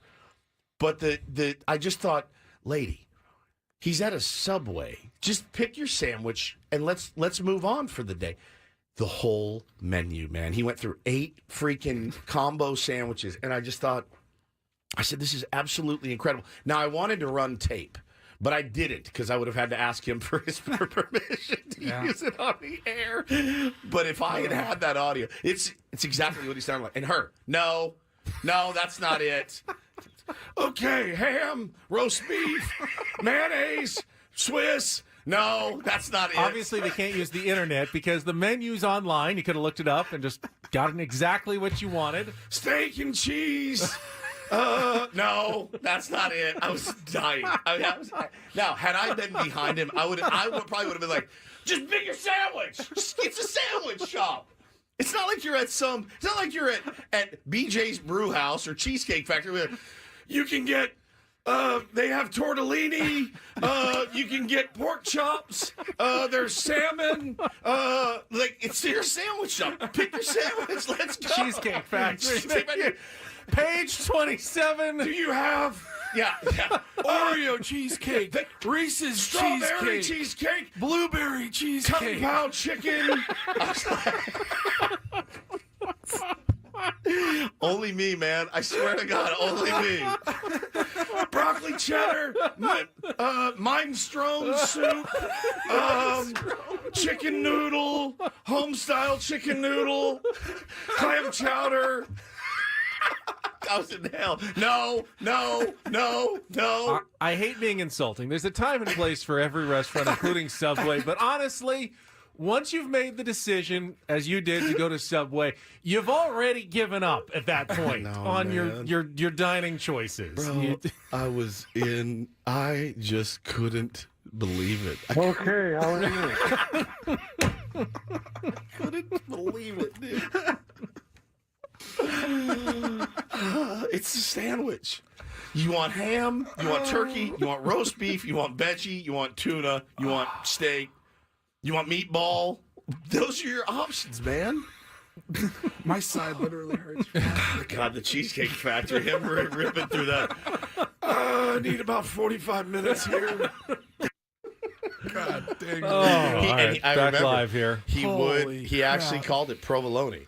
And then just laid me out. Provolone. You doing Minestrone just got me again. God, dude. Yeah, thank God I had gotten my turkey club before. If I was behind him, I would have pitched the world's biggest fit. Going back and listening again, it just makes me wonder, what were the instructions when he was sent to get lunch to Subway? Give me the one that I like. You know the one I like. I mean, she didn't give him even the basics. I mean, you must know if it starts with turkey or roast beef. Yeah, what's the base? Or ham. What's your base There today? must be a base to start with. And then maybe you can narrow it down to 2 or 3 choices Correct. at that point. Oh, is it the turkey club or is it the turkey and whatever? But to have to go through everywhere from steak and cheese to meatball to Italian to Veggie. turkey to veggie to figure out what the sub she liked was.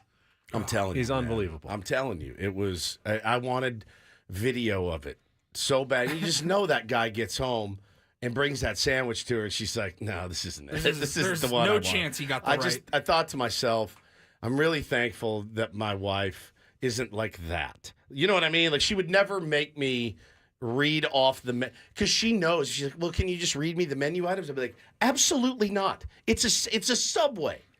I'll get you something. If you don't like it, tough. I mean, this poor bastard, man. I think about him all the time. It's our Ben and Woods Wrapped, looking back at our favorite moments of the year starting in January. We have a second moment about a week later. This is January 10th. And, there's a lot of different ways to consume Ben and Woods. We've got our YouTube stream. We've got our app, obviously, on the radio. You can listen to it as a podcast later on Spotify. Loved everyone sharing their Spotify Wraps yesterday with the Ben and Woods podcast, version right at the top. Loved it. But sometimes when you listen, like on the app, you may get a whole different set of commercials than the ones even we're hearing in the studio. And Paulie, someone had called in and asked about we had one gotten of the a couple ads. tweets. Yeah, somebody messaged us and they said, "Hey, WTF is this?" And it was an ad on the app, and it was for Lovers, the an adult store, and in the Inland Empire somewhere. That whole segment was great, but it was the end of the segment in particular that we clipped for Ben and Woods Wrapped. So we had talked about the Lovers ad. We played it on the air. We were like, "Hey, Adam, what are you doing, bud? What's going on here?" Like, do we need, how bad do we need money if this is what's airing on the airway? And back on January 10th, we were just a couple of weeks removed from the extravaganza last year, the 5th annual, and I mentioned that I had gone to, I think, a Lovers to get the crotchless edible gummy panties for Ben to eat. I believe my son Taylor ate them at the Christmas and holiday extravaganza. Just FYI. I believe it was a Lovers off the 78 in San Marcos. I had to find the edible crotchless gummy underwear. And how was that experience for you? Walking in. This will shock you. I was the only one there. Okay. Was it jarring? It was really weird. There have been a lot of... It was like a superstore for those items. Bass Pro Shops. Yeah, the Bass... More like Ass Pro Shops, to be honest with you.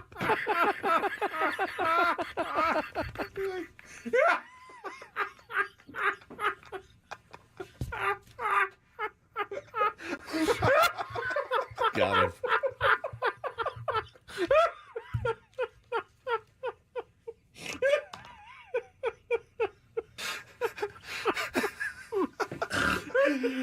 Toast.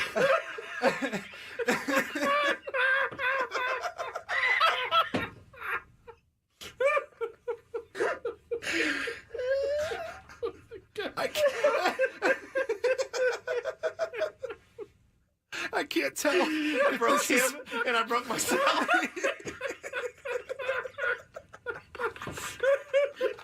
The guys in the aquarium when you walk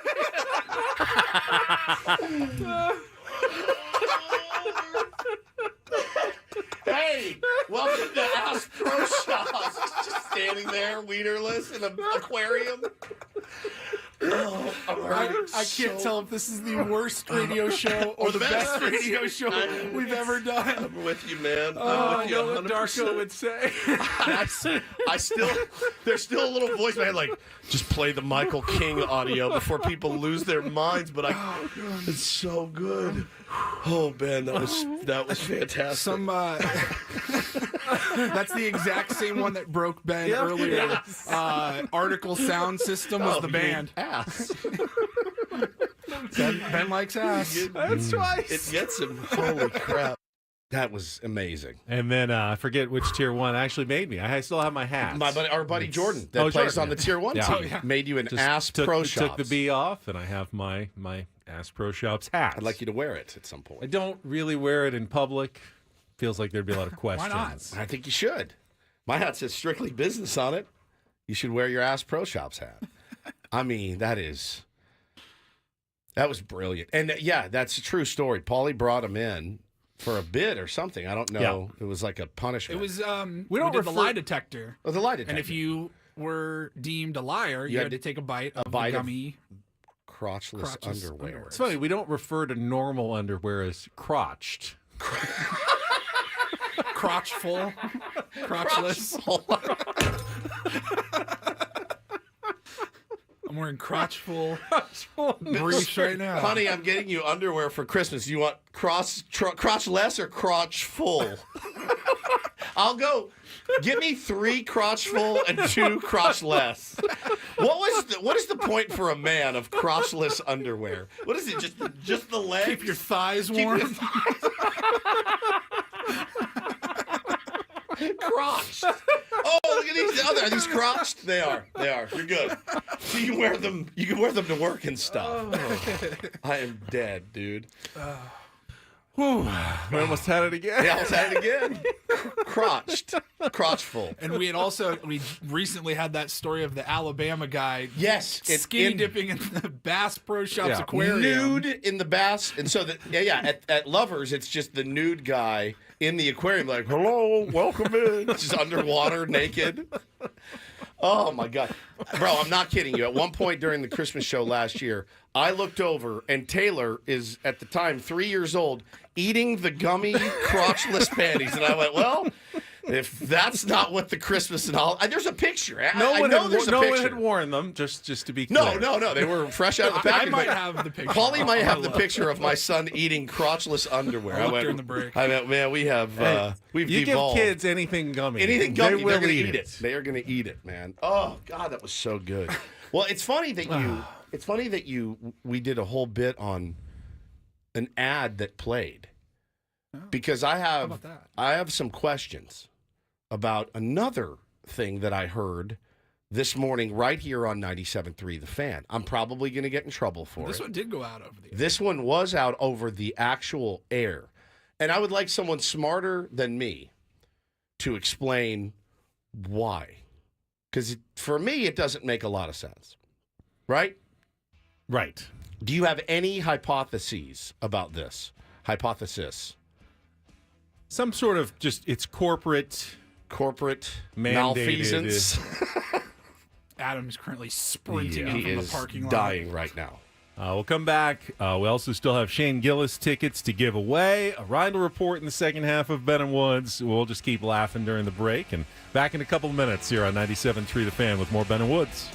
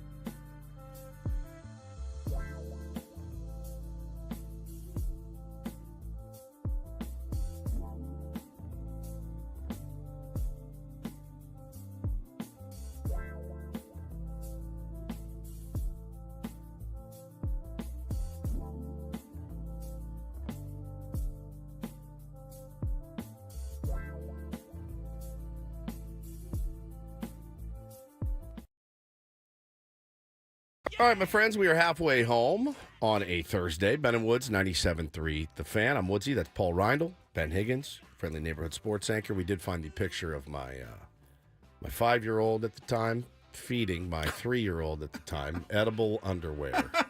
Live from the Christmas and holiday extravaganza last year. It's up on the YouTube feed.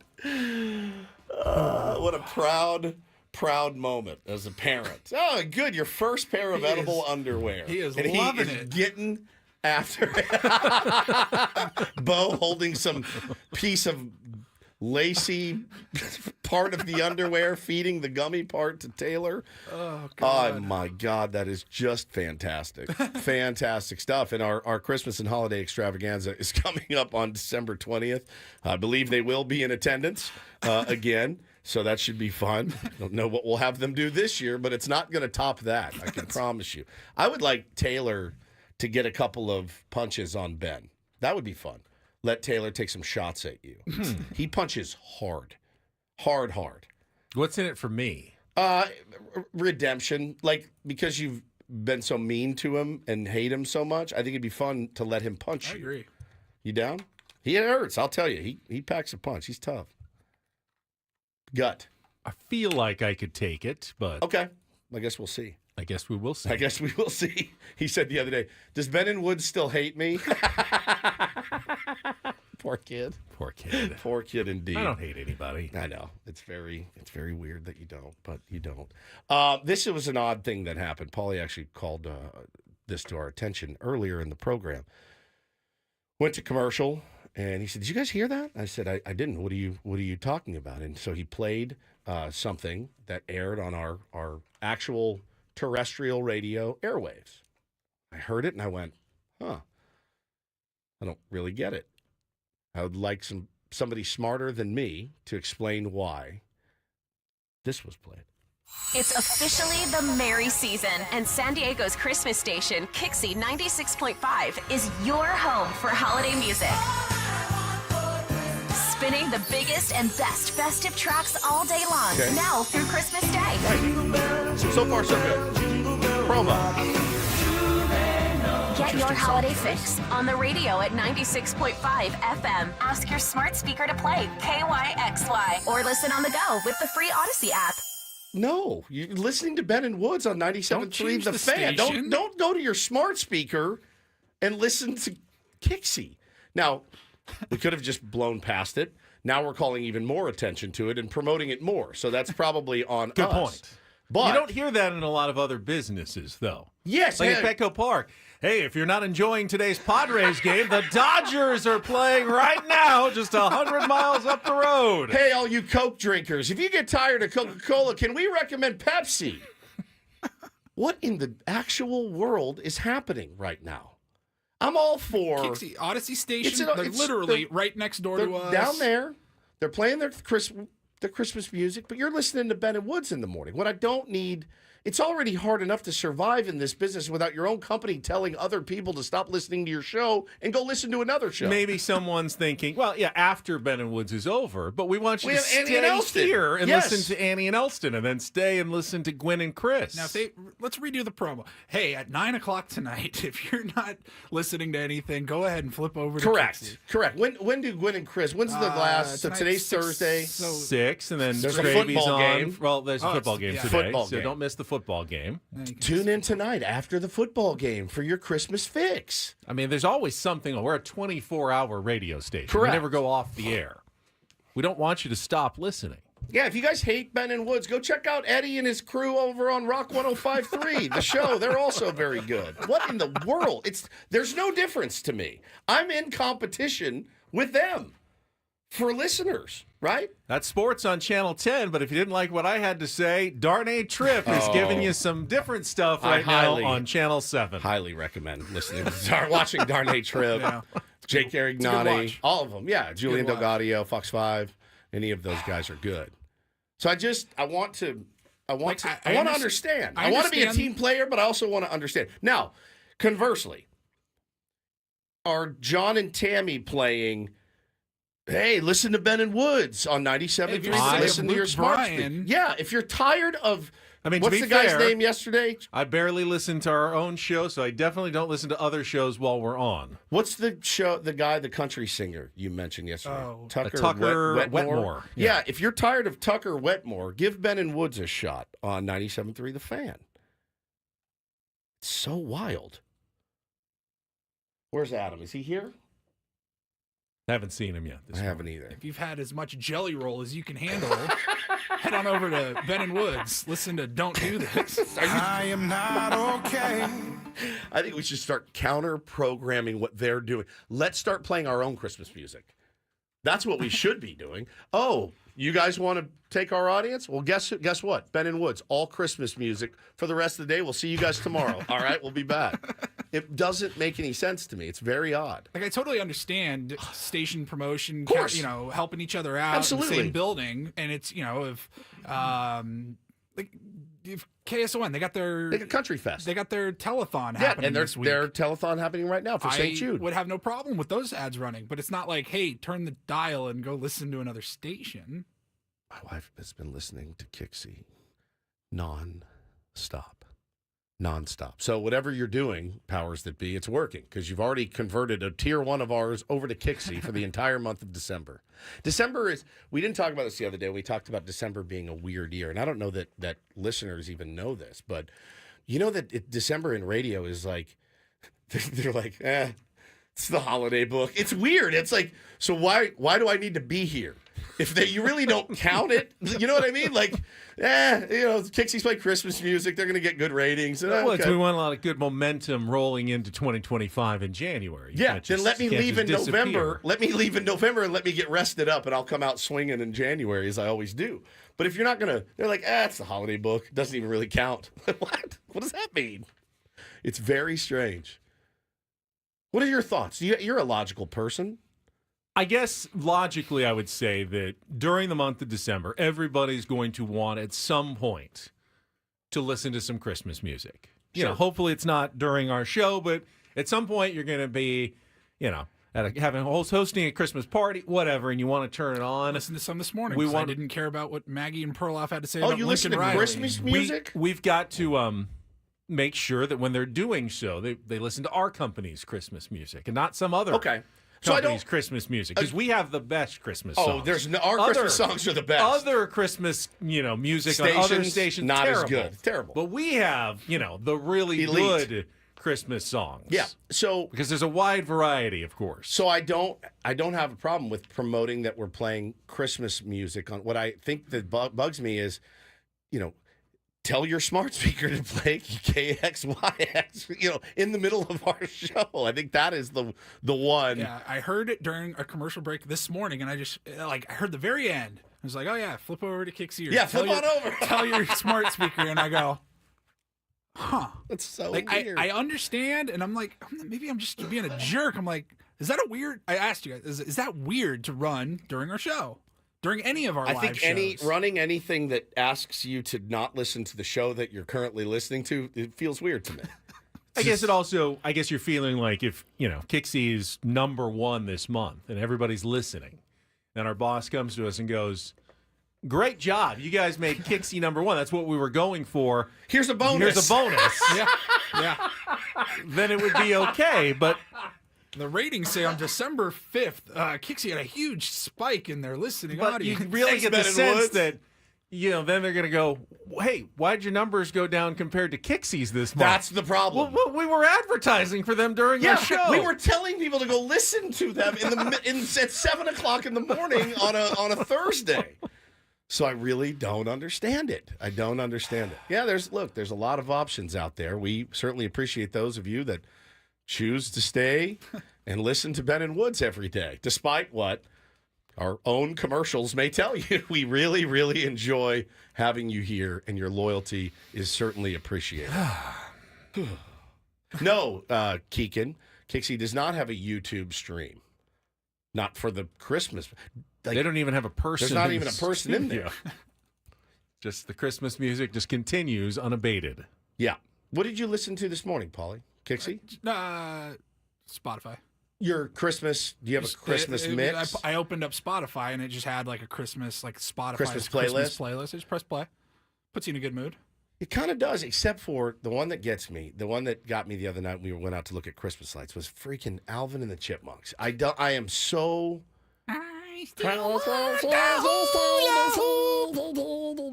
like, I looked at Hannah. I go, can I please turn the channel? No, we're looking at Christmas lights. I'm like, please, anything but this. I just wanna It makes me die every single time. No, that's just the one guy. Yeah, he it's one guy. speeds up his voice to make it sound that way and then slows it back down, but it's still high pitched. Dave Seville. Dan wants to know, what's a tier 1? How do I get initiated into this cult? You're in. Actually, send me $100 and you're in. Venmo me $100. You're in. You're in. All of our listeners are tier 1s. Yeah, automatically. You're here. Yep. You're part of the community. We love having you, and we appreciate you joining us every morning. Everyone's asking where Adam is because he's always so active in the chat, but he's disappeared from this corporate mandate, maybe.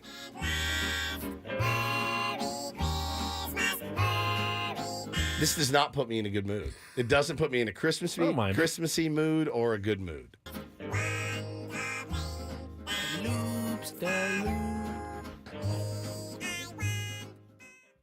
Thank you. I was actually listening to Maggie and Perloff this morning. Of course you were. What did you glean from them? I had an interesting conversation on Lincoln Riley. Actually, the first thing I gleaned... That's what I turned away from, actually. First thing I gleaned was I didn't realize... That's exactly what I heard. Perloff used to be one of the Danettes on the Dan Patrick program. Nice. And I didn't know that. He was talking about that today. By the way, if you're tired of this show, you can go listen to Dan Patrick. He's on the AM station across the street. Just FYI. If you get tired of us... He's right there. It was the discussion that Central Florida was like asking about hiring Lincoln Riley away from USC. And they were asking.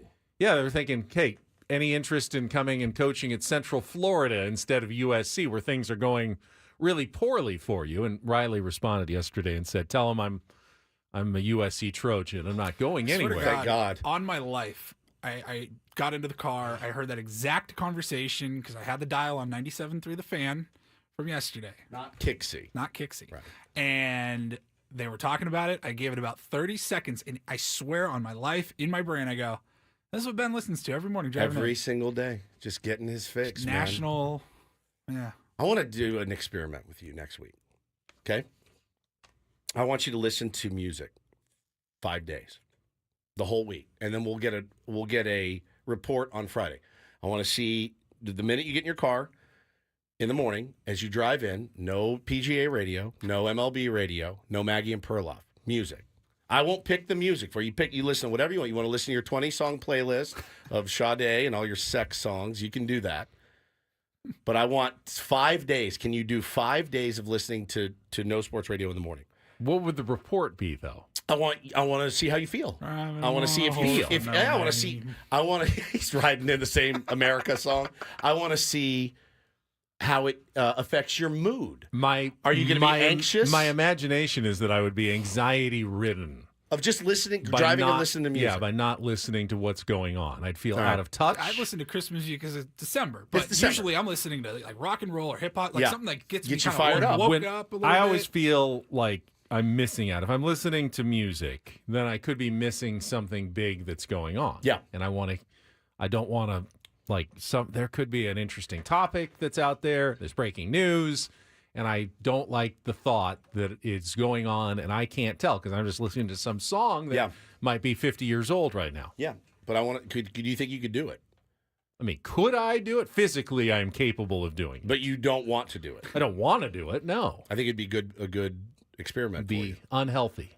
No, it would not be unhealthy. Unhealthy. Really? Well, doing things that make you anxious is generally not. Yeah, Adam Paul says in the chat, that's why you have notifications. That's what noties are for. I don't like notifications. You don't need to just sit and listen to national sports shows waiting for news to break. Did you feel better learning the Lincoln Riley news that you probably could have found on the internet?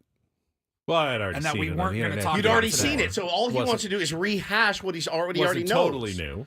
All right, next week. It's an interesting conversation, though. Like, how often do you listen to Mad Dog Radio or anything? Like, I at do. least baseball? Yeah, 'Cause, like, absolutely. That at least is MLB like some show Network prep. Radio is great. I enjoy definitely the morning show with Steve Phillips. Yeah, it's pretty good. He's on, and they've been breaking down the different teams. I'll and listen to stuff, like some so. Howard Stern, catch him for like 30, 45 minutes on my way in, because that's I can pick something out of that sometimes. Yeah. And be like, ooh, that's good. That's good. That's creative. inspiring. Gets the juices flowing. That's right. Creatively, of course. I guess for him, sports radio gets his juices flowing.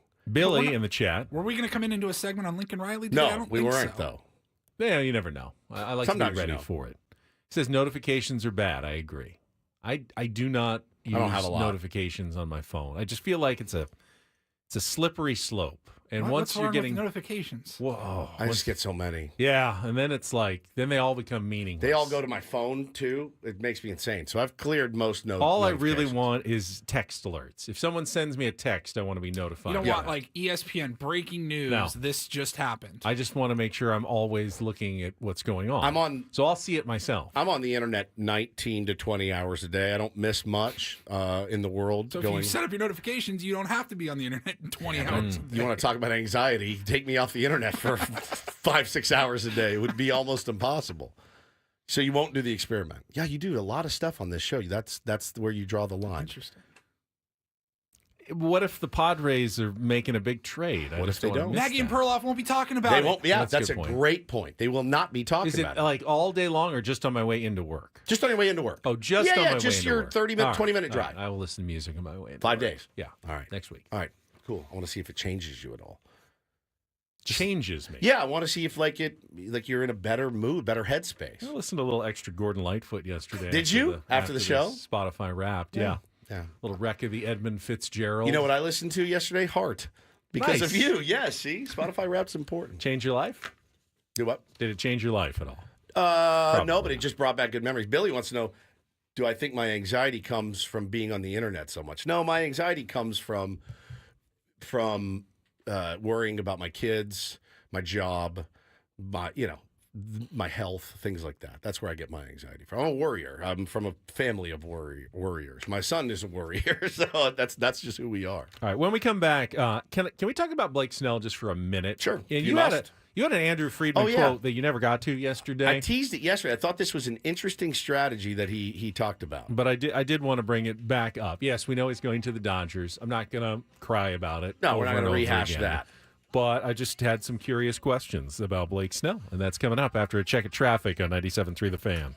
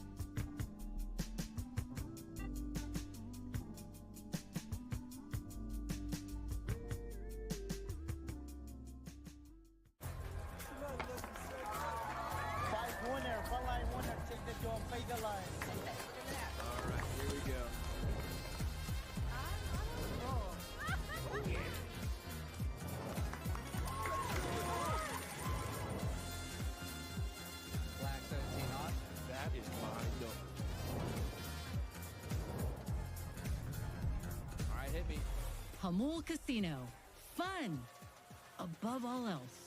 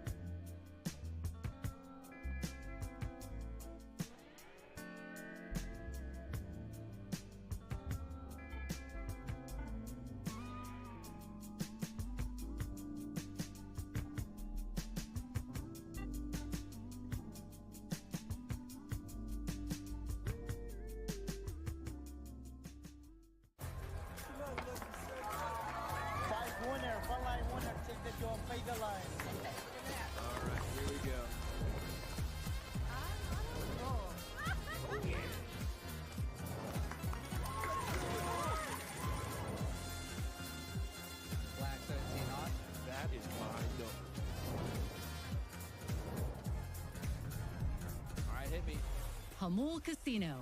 Fun above all else.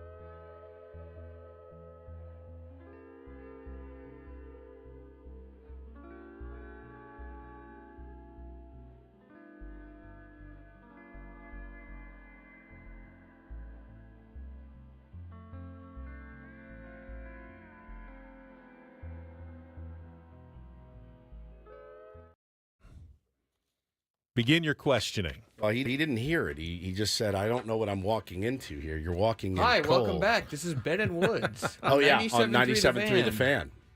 We're back. Adam Klug joins us live in studio. Was that a passive-aggressive air check there? No. From you, Kluger? Welcome in. Thank you. It's good for to have having you. me, and I don't know what we're about to talk about. It's great. Nervous?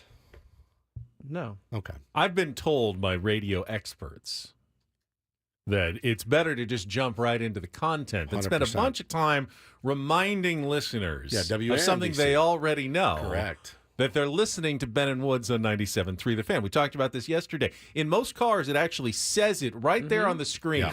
Not only the station name, but the show they're listening to. There might even be a picture of the three of where I us was right really now. going is resetting and explaining what you're about to grill me about. You just said you've got your witness on the stand, and if someone just jumped in the car and turned it on, I don't know. That's I will titillating. let the counselor handle the setup, the cross-examination. Ben loves to be air checked, by the way. It's his favorite thing. Sure. So we were in the middle of our show, and Paul said, "Hey, have you guys heard this yet?" And it was a promo that's running on our station, and it wasn't one of those, sexy promos or anything.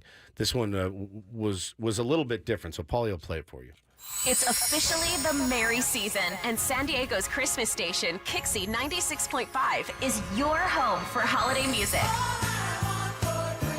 Spinning far, the so good. biggest and best No problem. festive tracks all day long, now through Christmas Day. Yep, we know. Same old Christmas song.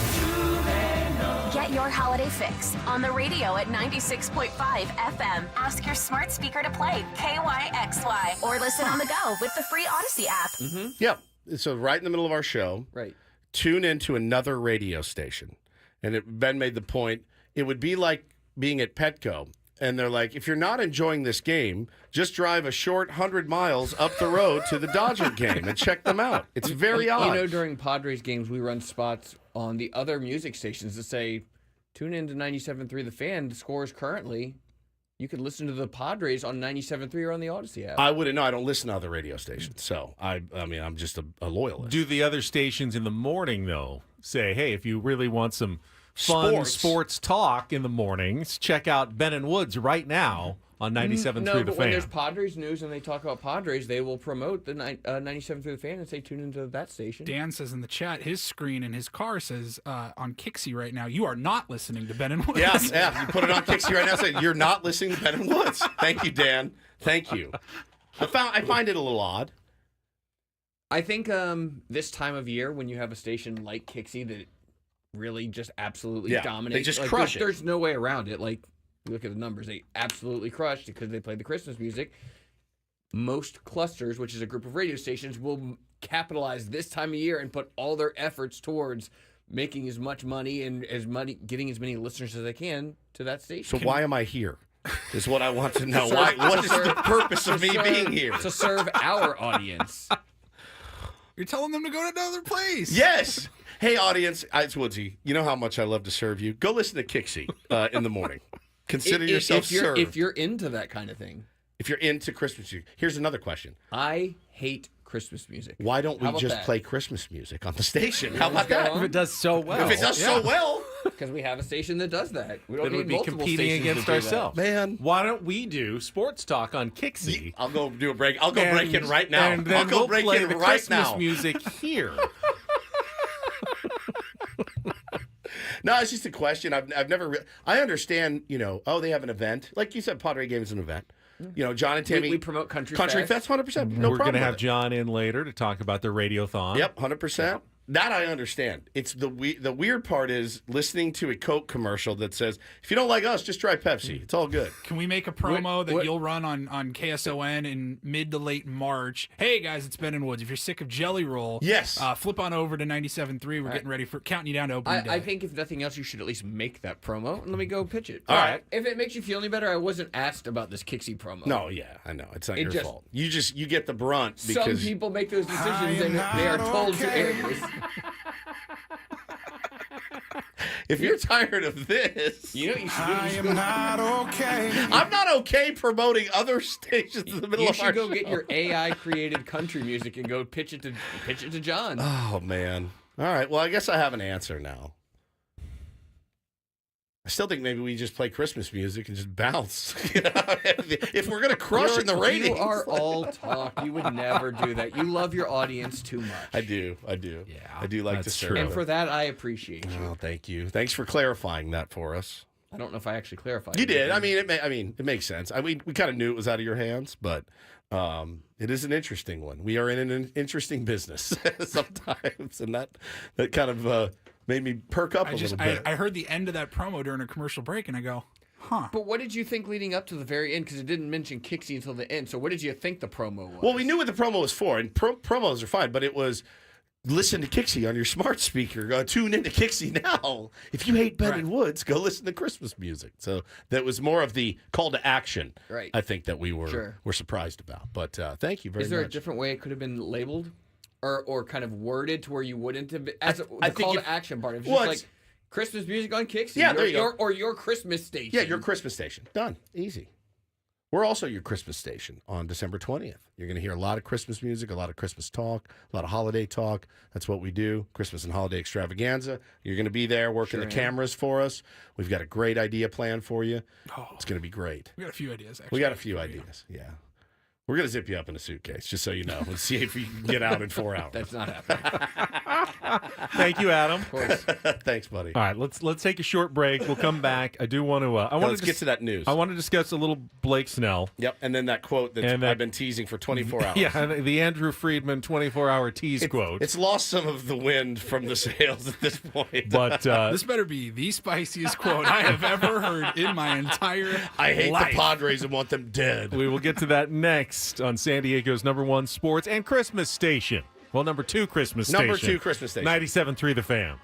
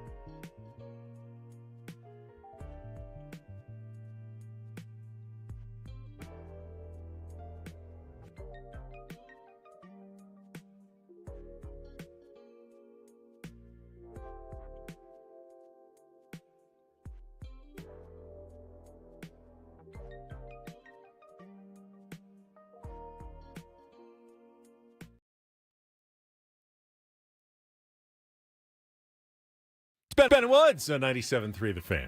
Here on 97.3 The Fan.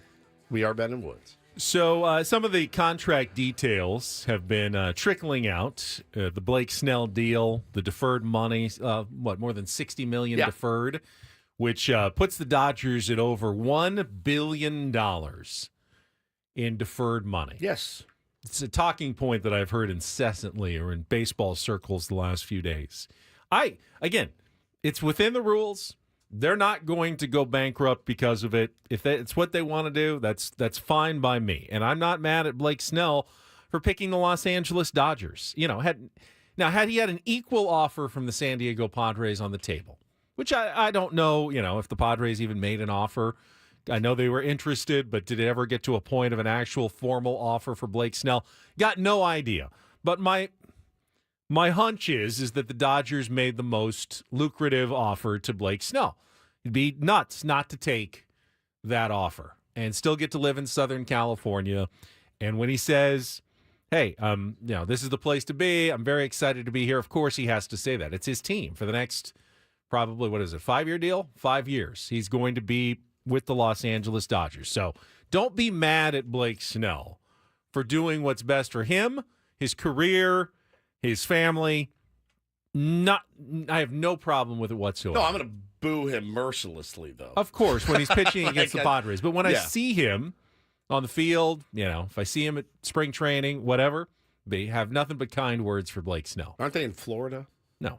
They're not? They're right down the road from Peoria, Glendale. They are? Oh, yeah. Didn't they used to be in we Florida? Went there. They used to be They did. Florida. Vero Beach Vero for many, Beach. many years. And then they got smart and moved to Arizona much all the closer. smart teams do. But now they're... I was going to say, if you're in Florida for spring training, we have a problem. I'm not. We have a scheduling issue. It's literally like 8 minutes away. Oh, yeah, it's in Glendale. They share the complex with the White Sox. That's true. We've been there before. So I don't have a problem with Blake Snell. One of the contract deals that did spill out, though, and this is fairly common now for big-time players. I think it goes all the way back to when Kevin Brown signed with the Dodgers. A hotel suite on all road trips. Okay. Like in it, not just a regular room, because players all get their own rooms in Major League Baseball. One of the perks of being a big leaguer, you don't have to share a hotel room. In the minor leagues, I believe they still have to share rooms. God, I'd be the worst. Which would be, the travel is a slog in the minors to begin with, and then you get there Buses and peanut butter sandwiches and then you get there and you got Caesars. your roomie that you got to share the bathroom with. What if you got to share. hate your roomie? What if you hate him? Or wouldn't be fun. What if he farts all the time? What if he snores? It's a nightmare. But Blake gets the suite. To me, that's not something I'd be holding out for. What do you do with this? You're not there most of the time. You're at the ballpark when you're on the road. He's playing video games, obviously, right. in his suite. Does that help to have a suite? Well, are you hosting other people in your suite? Why do you want to have a suite? Because the suite's better than a regular room. It's just a status symbol. If you're in a position to ask for it. And they'll say, yeah. I know. It's just such a flex. Bro, I would ask for a horse. I'd be like, I want a horse. It's a flex to ask for it, isn't it? Yes. 100%. I had a suite in my room at the Cosmo last week. We didn't use the living room area. No. It's Exactly. nice to have. Does anyone really use the living room area in a suite? No. But it's always nice to have, and you Yes. never actually use it. Because if you want to relax, you just go lay on the bed. You ever get upgraded to a suite? Yeah. Because you've never paid for a suite. No. Never. Never once. But you've been upgraded. When we traveled with the kids a couple of times, Well, and you we need wanted more them out, room. we needed more room, and Yeah. we got the suite. Yeah, of course. Bro, if I was one of these guys, the highly coveted baseball free agents, the things I would ask for would blow your mind. It would be like a rock star in The Rider. It'd be like, all right, I want a suite for games. I want a suite on the road. I want use of the private plane 4 times a week. I want Masters tickets. I want Super Bowl tickets. Bro, I'd ask for the moon. We try it here and it never works. We just end up signing anyway. But yeah, dude, I think you ask for whatever you think you can get away with, and they're not going to let a hotel suite stand in the way of signing a premier left-handed starter. There's also a provision in the contract, and this is also something we've seen in other deals. Manny may have something similar, but Blake is also required to donate 1% of his salary to charity. Okay. Now, if you're required to do it, is it actually still a donation? If it's part of your contract, you have to do it. It's good PR. Obviously, the Braves do this. They have a foundation. You that want everybody your does. players to be giving back to the community, and I mean, mandating into the contract, I think, is not necessarily. I think that's standard, but it's fairly standard nowadays. But I'm just fascinated by these little tiny tweaks and tidbits that come out in these contracts, especially the big giant superstar mega deals that we're seeing. I would love to go through Shohei Ohtani's contract, what he gets, and see just what are the actual details of all of it. Yeah, and what Juan Soto is going to get. I mean, it's not just going to be the money. There are provisions after provisions after provisions. So I think I can tell this story on the air, but I'm going to anyway. But I friend of a friend knows somebody that works for Boris Corp. And did you know that if you sign with Boris Corp, it's not only the great representation that you get, the huge name, the elite of the elite, the most money, whatever. Do you know that you get concierge service? And I don't mean concierge service like a Black American Express card or something. I'm talking about this. Let's say you're my client, and you've signed with us, and we've gotten you this mega deal. And I think it's for obviously they're probably the upper crust, the high end guys. That let's say you're pitching for the San Diego Padres, and you're like, hey, we're gonna build a house. Boris Corp will say they have a whole team that says, oh, don't worry, we'll handle it. We'll handle the contractors. We'll make the phone calls. You don't have to do a thing. You need us to plan a vacation for you and your family. Tell us where you want to go. We'll lay it out. It's the most full service scene that you could ever have. And I thought to myself, why do so many guys? Now you're still paying for the house and the vacation. Yeah. With your money. They're not paying with their money. No, but they're handling it all for you. Think about all the things that they that you could get them to do for you. I need you. You got to pack my kids' lunch in the morning because it's making me insane. I'm going to need you here at 5 a.m. Pack their lunch for them. They will do anything and everything. If I was an agent like Scott Boras, I would do anything to keep that business as well. Remember, 100%. He's getting. And you don't know the actual figure, but between 3 and 8% of a $700 million contract. And guess what? He does not have to swing the bat once. Correct. Does not have to Doesn't have to gird up his loins one time. Doesn't have to slide into anything. And he is still claiming a very large chunk, ultimately, of that money. Oh, yeah. I would do anything, of course, to keep that business from going somewhere else. It's the little things like that, because I've asked the question many, many times over the years of well, why are you signing with him? He has so many, it's the Jerry Maguire scenario where you're like, I'm one of 150. I don't feel special, because everybody wants to feel special, because you are special. You're one of the top 1% of athletes in the world. You're, by law, special. Man, you hear a story like that and you go, the ability to have somebody else take so much off my plate so I can just focus on going out and being the best I can be, staggering.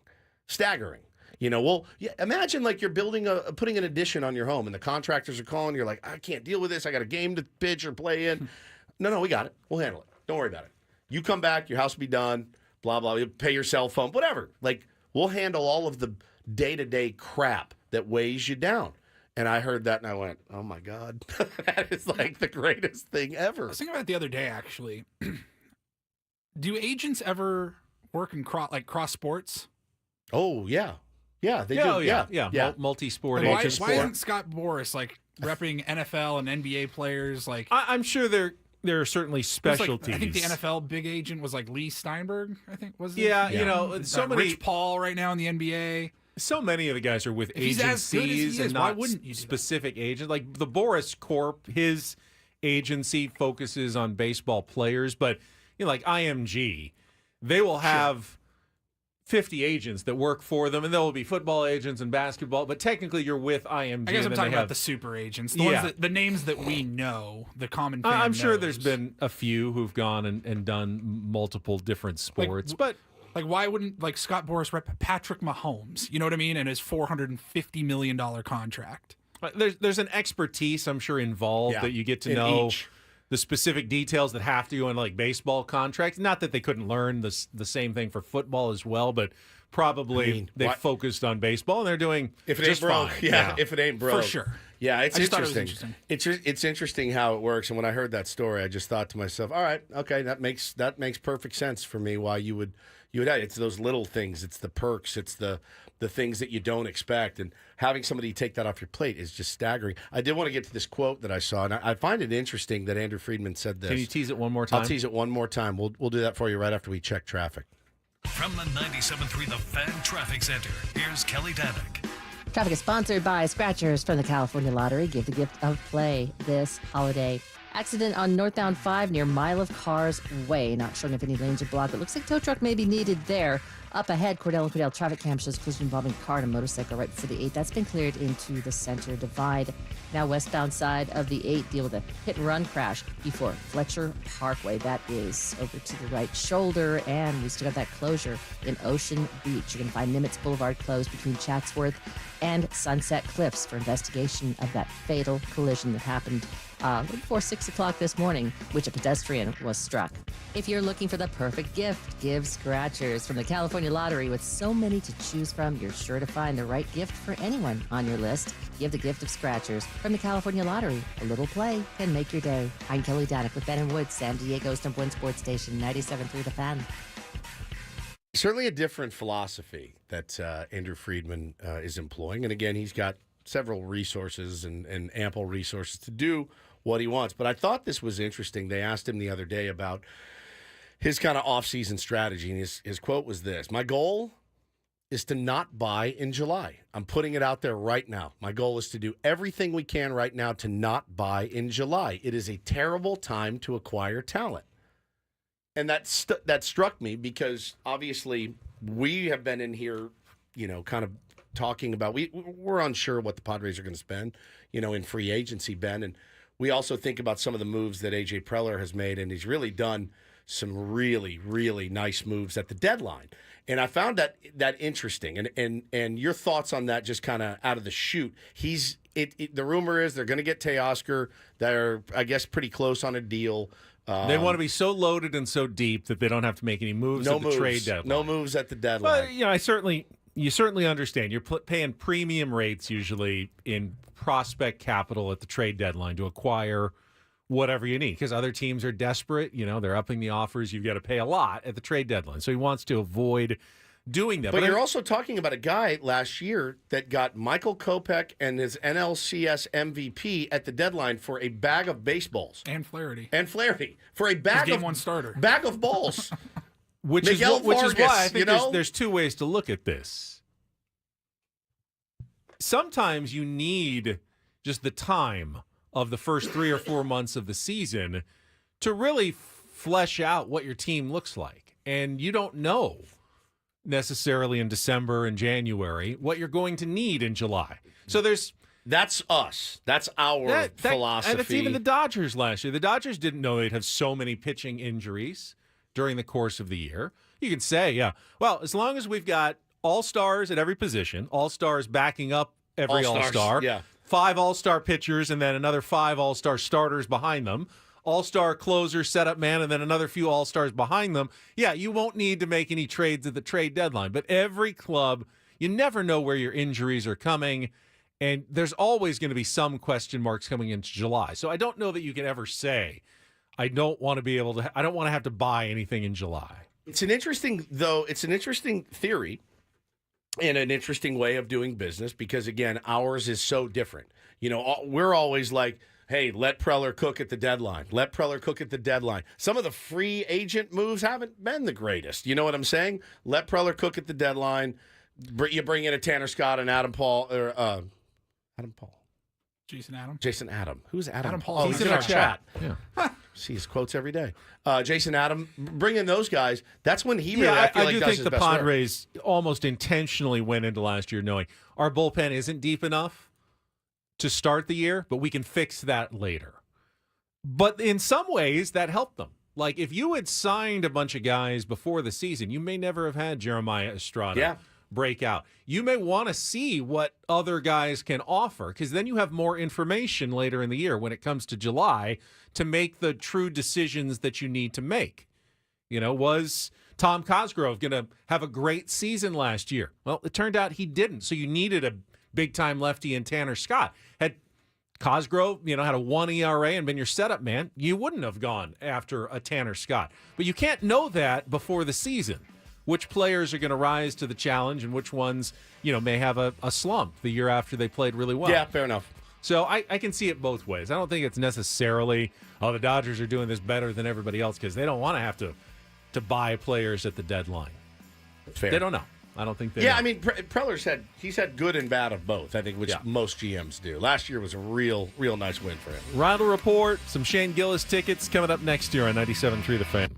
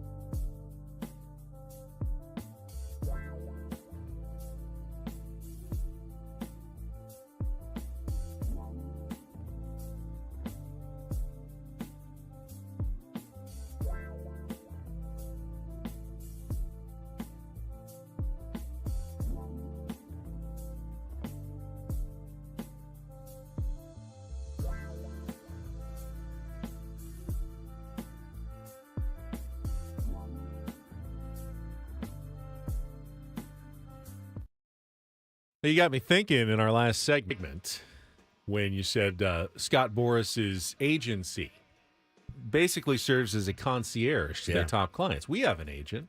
Could we call up our agent and have him plan our vacations for us? I'd like to see you try it. He'd be very good at it. He always seems to be on vacation based on his Instagram feed. Oh, man.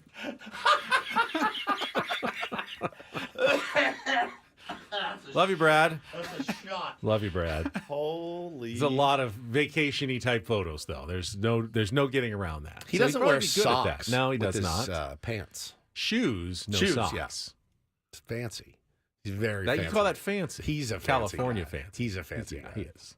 Much fancier than us. Much fancier. Which always worries me a little bit. Same. When your agent's living more high on the hog than you are. I have to talk him down from he wants to do lunch meetings at the fanciest places. I go, I don't need anything quite so grandiose. But you don't pay. He pays. I don't, and I still don't need it. That's the funny thing. That's fair. It's way fancier than I am. Actually, my buddy Scott's a good concierge. He usually does the planning. Yeah. When we go on golf trips and stuff, he's good at booking things. Paulie's got a great concierge. All the apps. He's really good at it. But he was in town yesterday, and he said, let's do lunch. He's an adventurous eater. I had a very adventurous lunch yesterday. What'd you have? So we went to Kearney Mesa, where they have millions of Asian restaurants. We went to a fairly, at least I would say, authentic Chinese restaurant. It's called Shang-Chi Magic Kitchen. Okay. And had the spicy, homemade noodles, hand-cut noodles with a lamb. And then we had a hot and sour dumpling soup and some good vegetables and stuff. But there are so many restaurants. I mean, it's just down the street here. You'd never be able to try them all. I'm always intrigued as you drive through, but then you're kind of intimidated. Is this good? Is this the kind of food that I'm going to like? This is definitely more of more authentic and definitely spicy. One of the dishes was, how'd you do? Mouth-numbingly hot. I did do? okay. Yeah. I did all right. He likes that. He just likes trying new things. He's very adventurous. I'm down to try new things. None of it's food. Yeah. Food, I don't get super adventurous with. Other things I will, but not food. You can describe a new food to me, and I'll know if I'm willing to even try it. Within 3 seconds. Yep. Yeah. As soon as Ben started talking about spicy and different, I'm out. But no, it was all really, really good. Maybe not my favorite kind of food. You don't sound sold on it. Yeah, I'm glad I tried it. Good for you. A little adventure. Paulie, the Rhino Report's always an adventure. Let's do it.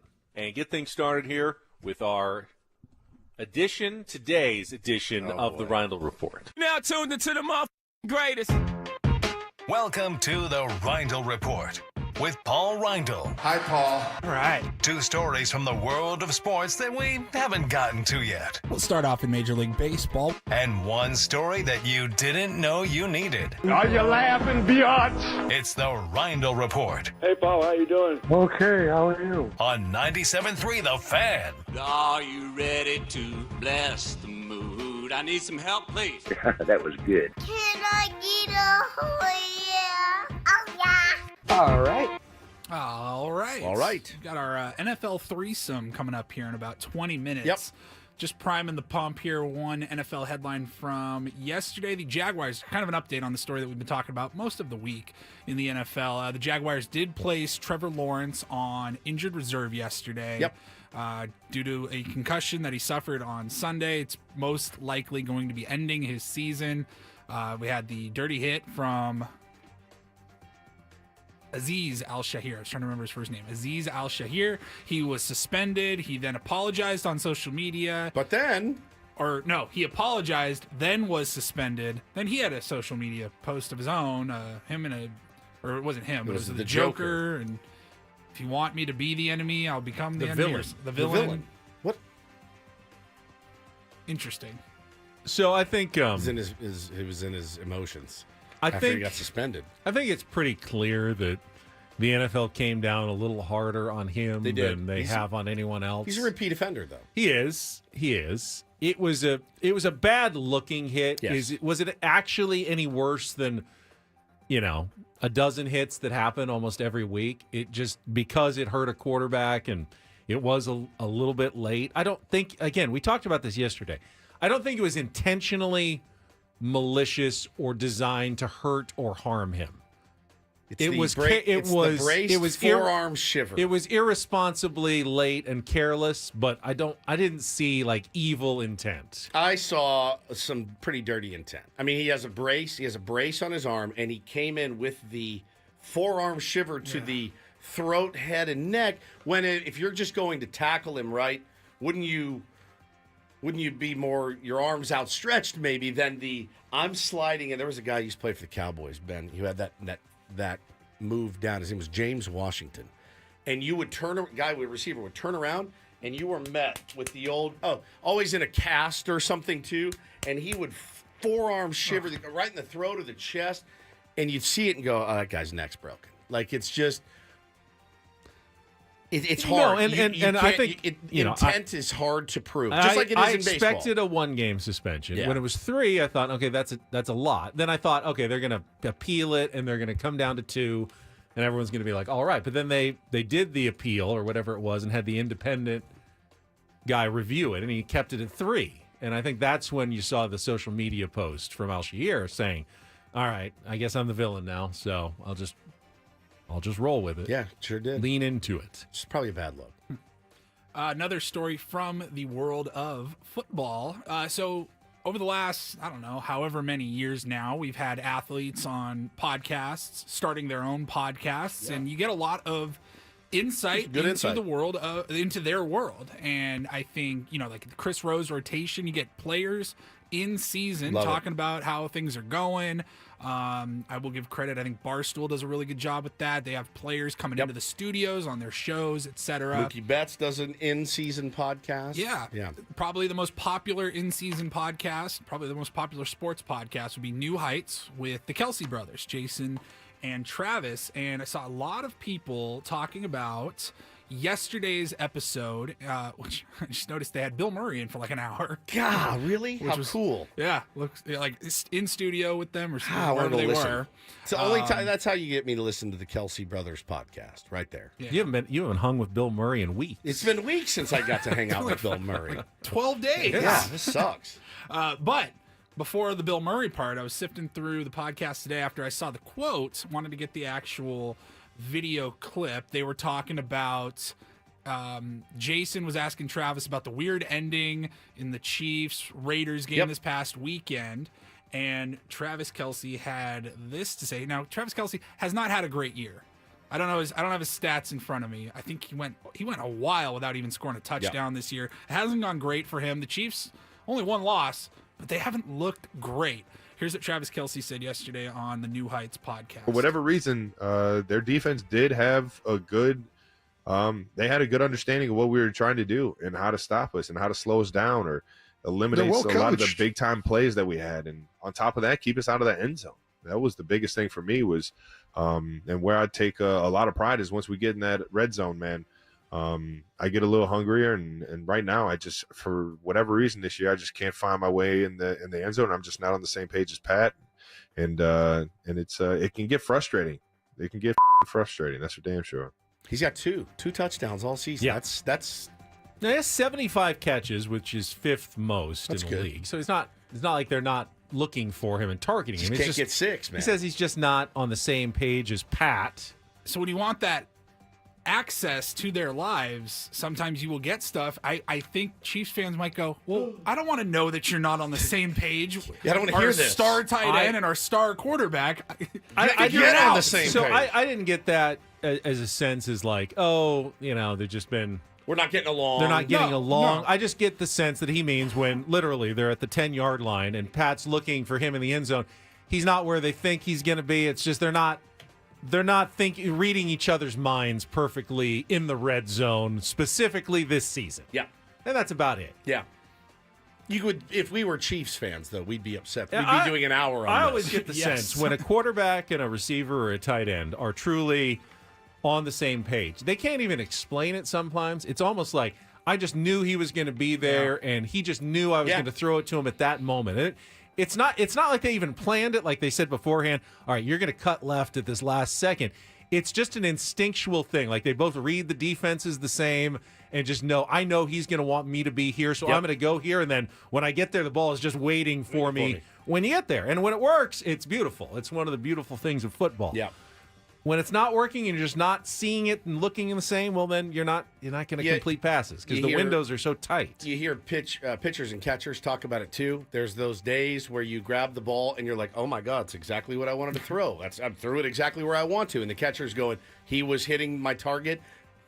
He knew what pitch I was calling. It was just, you're on the same page. And again, I think radio hosts are the same thing, man. It's anything you do with other people. If you can get in that zone where it's all flowing, it does. It feels magical sometimes. Conversely, if Michael King had a podcast and he was struggling for a few months, and you heard his podcast, he's like, "Yeah, me and Campy, we're just not on the same page." We would panic. We'd freak out. We would freak out. We're like, "Well, figure it out, guys. We need to get somebody else in there then that can help Michael King." But it's not always something you can figure out. Correct. And just sit down and go, okay, well, if we just spend enough time, we'll What's be your on the same page. Doesn't work that way. Doesn't always work that way. Hey, what's your problem, by the way? All right, finally. This better be what I hope it is. Yeah. I'm a big fan of the phrase, know what you don't know. Okay. And I don't know anything about crypto and meme coins. Let's get that out there right now. I have no idea what I'm talking about. We're all going to kind of parse through this together. If you know what this is all about, chime in on the chat here. Let us know. But Haley Welch, if you're not familiar with her, of course she is. That's Haley Welch, the Hawk Tua girl, the host of the Talk Tua podcast. Yep. Man, I don't know what the hell happened yesterday, but she or they launched a Hawk Tua coin. Meme coin. Yes, a meme coin on the market, Solana. And it says here that they launched it yesterday, $Hawk. The coin took off, garnering a market cap of about $500 million. I'm reading pretty good. I'm reading from crypto.news right now, so I don't even know what a lot of that even means. It then crashed to nearly $60 million, all within 20 minutes of launch. There was stuff about rugging. Getting rugged? Yeah, we got rugged on this. I don't know what that means. That means she pulled the rug out from under them. No. Dumped her team allegedly. I believe me, man, I sound like an idiot because I was trying to read up on it last night too. Because if Hawk Tua pops up on my feed, I look because I'm interested. I don't know why, but her team it's like a pump and dump type of situation. And now, does she control that, or does the market control that? That's what everybody's asking. Is like, does anybody think, if you search your soul, that Haley Welch is a financial criminal mastermind? My gut tells me no. But when you put your names on something like that, right, and you allow them to make a coin, I do feel that some of the responsibility falls on her. And she is being dragged right now, dragged online. And people lost a lot of money on these meme coins. They're volatile. I mean, it's one thing I do know is these markets are really, really volatile.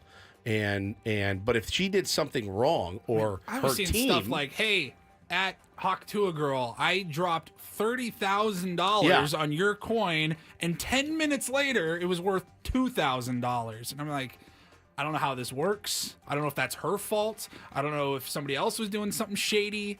I do not understand it.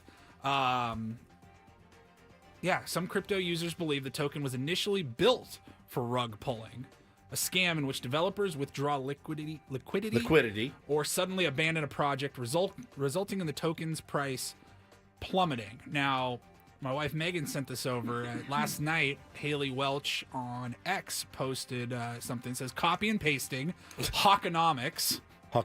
Team hasn't sold one token, and not one KOL was given one free token. Kings of Leon. Yes. Kings of Leon. Not one member of Kings of Leon was given a free token.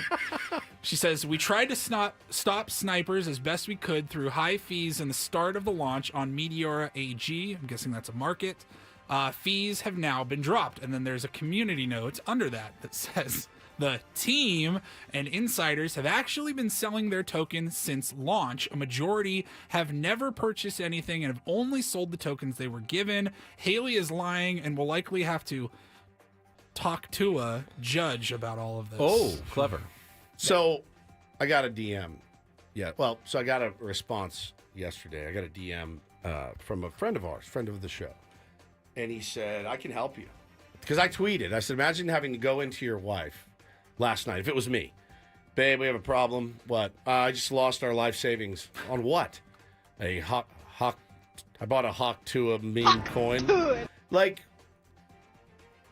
you invested in a stock or a buddy's company. You thought it was going to do well. All right, you can wear it. It's happened. Your wife goes, "Who's Haley Welch?" You gotta give him that hawk to it. Spit on that thing. You get me? Yeah. You remember her, babe, from the scene on the street, the hawk to spit on that thing? Remember that? Ben had the shirt. Well, Johnny can't go to college now. Yeah, because you bought a meme coin, right? So a guy wrote me, and he goes, I'm pretty good with this. I can help you. And I go, all right, what are we talking about? You know me. I go, what kind of investments are we looking at here? He's like, I got a couple $100,000 in it. I got friends with millions. I go, a couple $100,000? What kind of money do you think I'm sitting on? I was thinking, I'll give you $2,000. What can you make me on $2,000? A couple $100,000. Economics to me is always, I don't want to say fascinating. In fact, I almost don't want to think about it. Whether it's Bitcoin, meme coin, hawk to a coin, the stock market, investing in gold or silver, an NFT. You know what all of these things are worth? Whatever we collectively decide they're worth. What is this worth right now? $5. Why? Because we said it is. Because we all agree that it's worth $5. But if we tomorrow decided this is worth nothing, then it's worth nothing. That's the same thing with a Bitcoin or a meme coin. If tomorrow they decide that Hawk Tua is the most valuable coin on the planet, everybody who has money in it is going to be phenomenally rich, really for no reason at all. But it all just depends on what we decide has value. How do we get in? I mean, people even say they'll invest in, gold and silver. This isn't real gold, but That's if it real was, gold. it would be worth a ton of money. Why? Because, well, there's scarcity and people like gold. But Yeah. what if tomorrow everyone decided gold caused cancer, and if you don't want it anywhere near you? Gold wouldn't be very valuable at all. But it's just all what we collectively decide something is worth.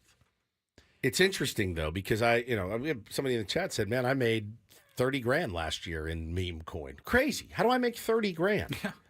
I'd like to make I made $30,000. like $100 on the GameStop craze Well, Bitcoin from 4 years ago, or whatever that was. And that's why influential people have I to had no idea what I was have doing. to take some responsibility, because if you wanted to make a lot of money, you could buy right now whatever, we could make a Ben & Woods coin. I don't have the stomach after we inevitably cost people millions of dollars. And then we buy a ton of it for like nothing. Federal court. And then we're pumping it up for, weeks on air saying, this is huge. Buy our meme coin. Buy our coin. And we get, all the tier ones all buy it, and the price goes up, and then all of a sudden we sell ours because we got it for, nothing at the beginning, and we sell it for millions of dollars, and all of a sudden now it's not worth anything, and everyone else who paid a bunch for it going to be mad at us, obviously, because we were the ones pumping it up and saying it was worth a ton, and then we cashed out for all the money. Well, it's easy. Then we just tell them to go listen to Kixie every morning, or they can already hear that on the radio station.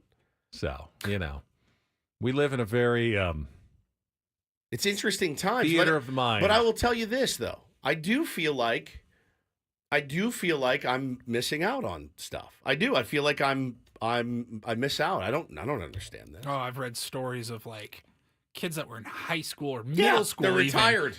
12 years ago, and they heard about Bitcoin. It's worth $100,000 today. Yeah, exactly. But it's the exact Never have same to thing work. it was, and it always will be. It's just a creation of, someone's invention that we've all decided has value. All right, well, you can't make something. You can't then. do anything with your Bitcoin. Like, You can sell it. you can't eat it, you can't live in it, you can't wear it. You can spend it. Only if people agree that it has value. But it It does. has no actual. As of now, they all agree. $100,000. They do, but tomorrow it could be worth nothing because it has no actual physical value in the world. Just like a piece of cash, piece of paper. Yeah. Really has. You can burn it for heat, and that's about it. Yeah. There's really nothing that cash can do for you unless we all decide it has value. Interesting. Getting a little existential on you. A little bit, but Hawk to a girl is now she's at minute 14. So I believe. Do these coins all rise because they get people with names, big followings? Big followings, right?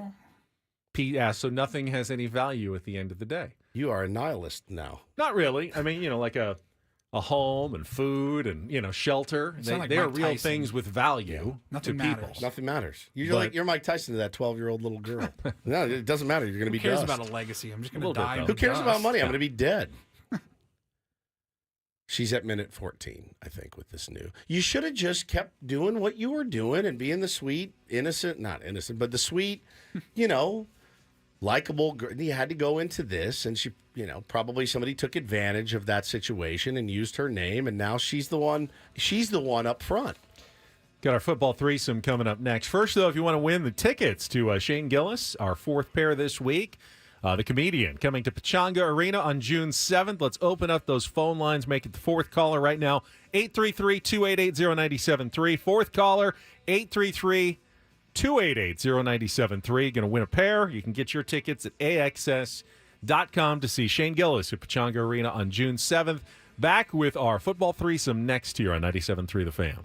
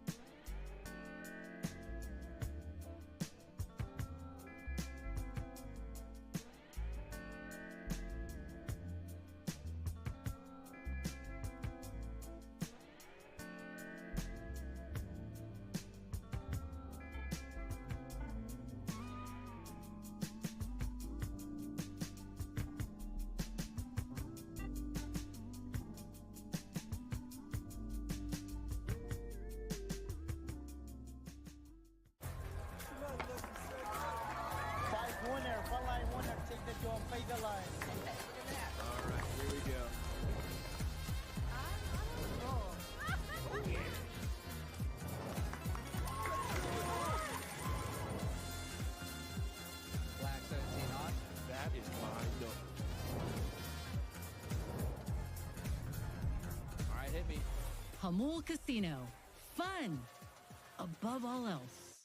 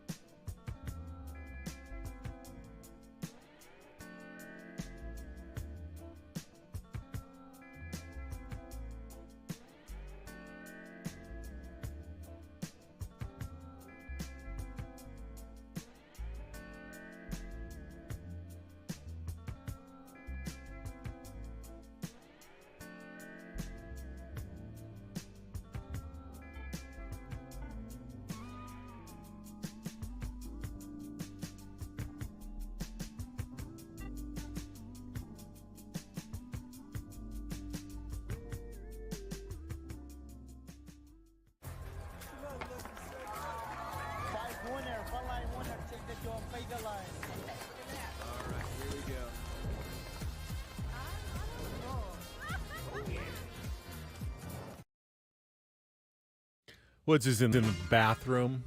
Paulie, thank you for not bringing up the Lakers in the Randall Report. My God, that's ugly right now. Lost again? 41. They got absolutely annihilated by the Heat yesterday. They look like it looks like the dog days of August for a baseball team, but it's only December. NBA season doesn't even start until Christmas, and they look like they've been worn down by months of playing basketball. It's really ugly. All right, Woods is back. Let's get to our football threesome. Can Ben and Woods interest you in a threesome? A threesome would be fun. Oh, not that kind of threesome. Dang it! We're talking end-arounds, the best tight ends in the world. He must work out. And going all the way in this game of inches. Nice. It's the NFL threesome with Ben and Woods. Brought to you by Hamul Casino. Fun above all else on 97.3 The Fan. Personal foul, 69, offense. He was giving them the business. All right, we got our a trio of NFL stories, starting with our preview of Thursday Night Football tonight here on 97.3 The Fan. And what a matchup they've got for Week 14. The Green Bay Packers taking their 9-3 record into Detroit to take on the 11-1 Lions. Lions are favored by about a field goal, Woods. They beat the Packers at Lambeau Field by 10 points earlier in the season. Detroit is going for an 11th straight win. They are trying to stay ahead of two-loss Philadelphia in the race for the top seed and home field advantage in the NFC in the playoffs, but Green Bay is actually still alive for everything as well, including the division title. They got to win, though, because if they lose, they are 3 games back, and they don't have the tiebreaker. So essentially it would be like 4 back with 5 to play. So they got to win this one tonight to stay alive. It's a rare week in the NFL when the Thursday Night Football game is the best game of the week, and it is the most intriguing matchup. It is my pick against the spread. It is all of it, because you look at the rest of the weekend, Benny, and not a lot blows your hair back. I mean, really, not a lot of good matchups. Some pretty high lines across the NFL this weekend, and matchups that I just don't know how much are going to matter. Well, there's a couple that definitely matter. Like Seahawks at Cardinals matters. It may not matter for the Super Bowl champion, but certainly for the NFC West. Sure. Seattle's 7-5. Is that Arizona 6-6? Is that a matchup that you're fired up Not about? Really. Right. Not really. It's Couple actually of, they just played it 2 weeks ago. 500 teams in Seattle won 16-6. It wasn't even a very good game a couple of weeks ago. I'm being stubborn. Chiefs Chargers is probably that's a decent one. The most decent matchup of the Sunday, at least. That's an intriguing one too, because the Chiefs, they're favored by 4. And when was the last time they won by 4 against anybody? They've been playing these super tightly contested games, and Patrick Mahomes begging for his team to blow somebody out. I don't think the Chargers are the team they're going to blow out. My narrative is that the Chargers have yet to truly beat a good opponent. To be tested. So I guess I'm nervous about this one, because I feel like if maybe they Kansas win, City, then you have to really legitimize what they're doing right now. I'll say this, man. We talked a little bit last week when Notre Dame was playing USC. I told you, if USC wins, this is the worst sports year of my life, bar none. The Dodgers winning the World Series, and then the Irish getting knocked out of a playoff by its hated rival USC. I don't have the same feelings about the Chargers that you do, obviously, as somebody that grew up here. Imagine that double whammy for you. Imagine. Now, technically, it would drag into next year, but calendar year, Dodgers winning a World Series in October, Chargers winning a Super Bowl in January. Celtics won the NBA title. My team's most hated rival. Yeah. Not good. That's not great. Hasn't been a good one. I'm sorry. That's all right. That is an intriguing matchup. Yeah, that's fine. Don't be forlorn. All right, let's do our picks. I think I've won 3 or 4 in a row. I've been hot lately, and I like my pick for this week. The Philadelphia Eagles are red hot. I think they've won 8 in a row. Ooh, this is a spicy line, man. They are at home to the Carolina Panthers. Wow. That number, though, is way too big. 13.5. Panthers are actually, they're 2-2 in their last 4 games. They played decent teams, including the Chiefs and Tampa Bay, and every single one of those games has been decided by 3 points or less. Bryce Young has played better. I don't think they're going to win this game, but 2 touchdowns nearly. Yeah. That's a rolling with lot. Carolina. I'm going with the Carolina Panthers and all those points, even on the road against Philly. Philly will probably win, but I don't think they're going to absolutely plaster them by 20-plus points. So give me all those points and give me the Carolina Panthers this week. I'm actually rolling with Detroit tonight. 3.5. Detroit is 9-3 against the spread, but they have moved way up. They're moving points wise up as far as beating the spread every week.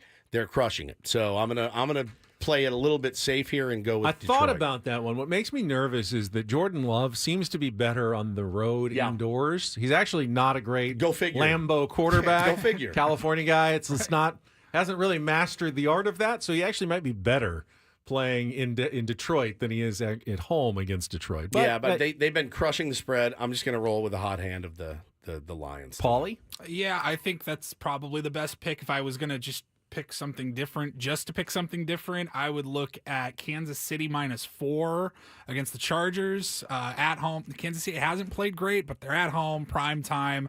I think they should be able to take care of business.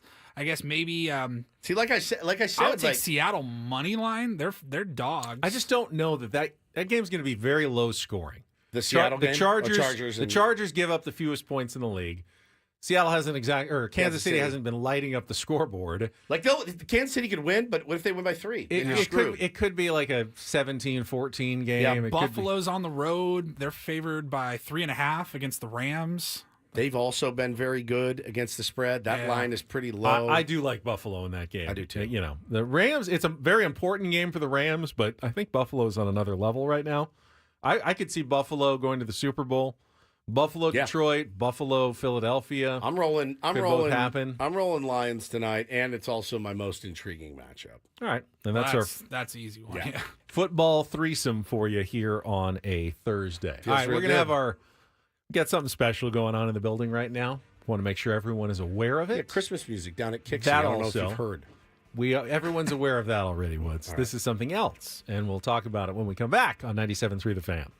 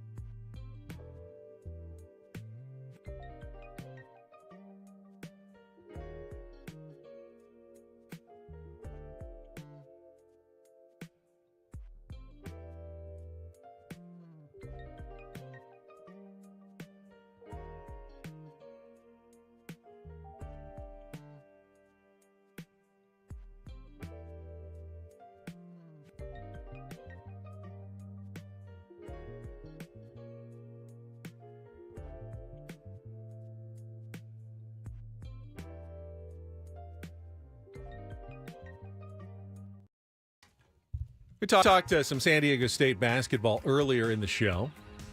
Aztecs beating Fresno State comfortably last night, 22 points, even though they didn't score for the first 5 minutes of the game. But there was other San Diego State news, actually other college football news across the spectrum yesterday. And you know me, there's very few sports stories that I'm not interested in. I get into the details of just about everything. Basketball, football, baseball, tennis, I'll follow it all. There's one sports story that I could care less about every single year, and other people make such a big deal out of it. Trying to guess what it is. I know what it is. National Signing Day.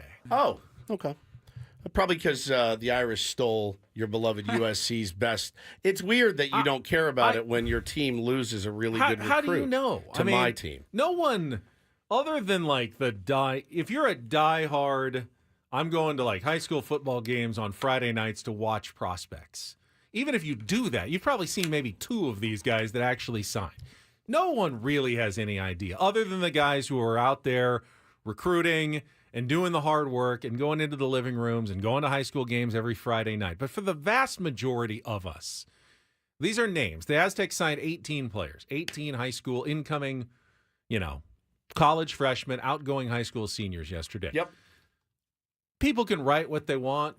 There's a quarterback that, it was decent. 4-star quarterback, fantastic. 3-star quarterback. It's all just noise to me. It's a big deal. Like Adam just said, it's a big deal when they sign. Well, it's important in their lives. It's a big moment for the kids and their families.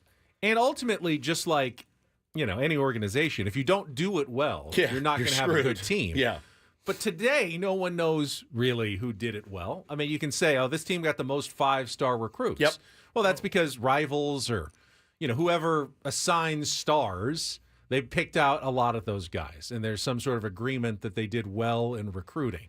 But all the time, you see the same story plays out. It turns out in 4 years, it was the team that was ranked 30. Their class was ranked 32nd, ended up being the national champions. The signing day conversation's great. We do have breaking news. Oh, we do. Jeff Passenbaum. Okay. Jeff Passan says breaking right-hander Luis Severino and the A's are in agreement on a 3-year, $67 million contract.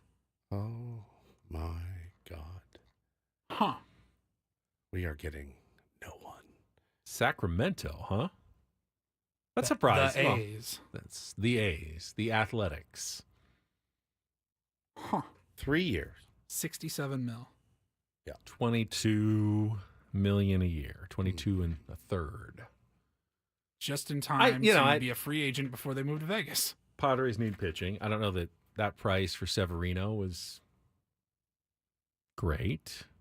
That is surprising, though. The VAs would jump in early. It's surprising that they signed anybody. I'm flabbergasted. I mean, right now I'm shook. You feel like it's an overpay because who would go to the A's without getting overpaid? Correct. Would be my guess. Like, hey, if you're gonna want me to pitch for you, you got to make it worth my while.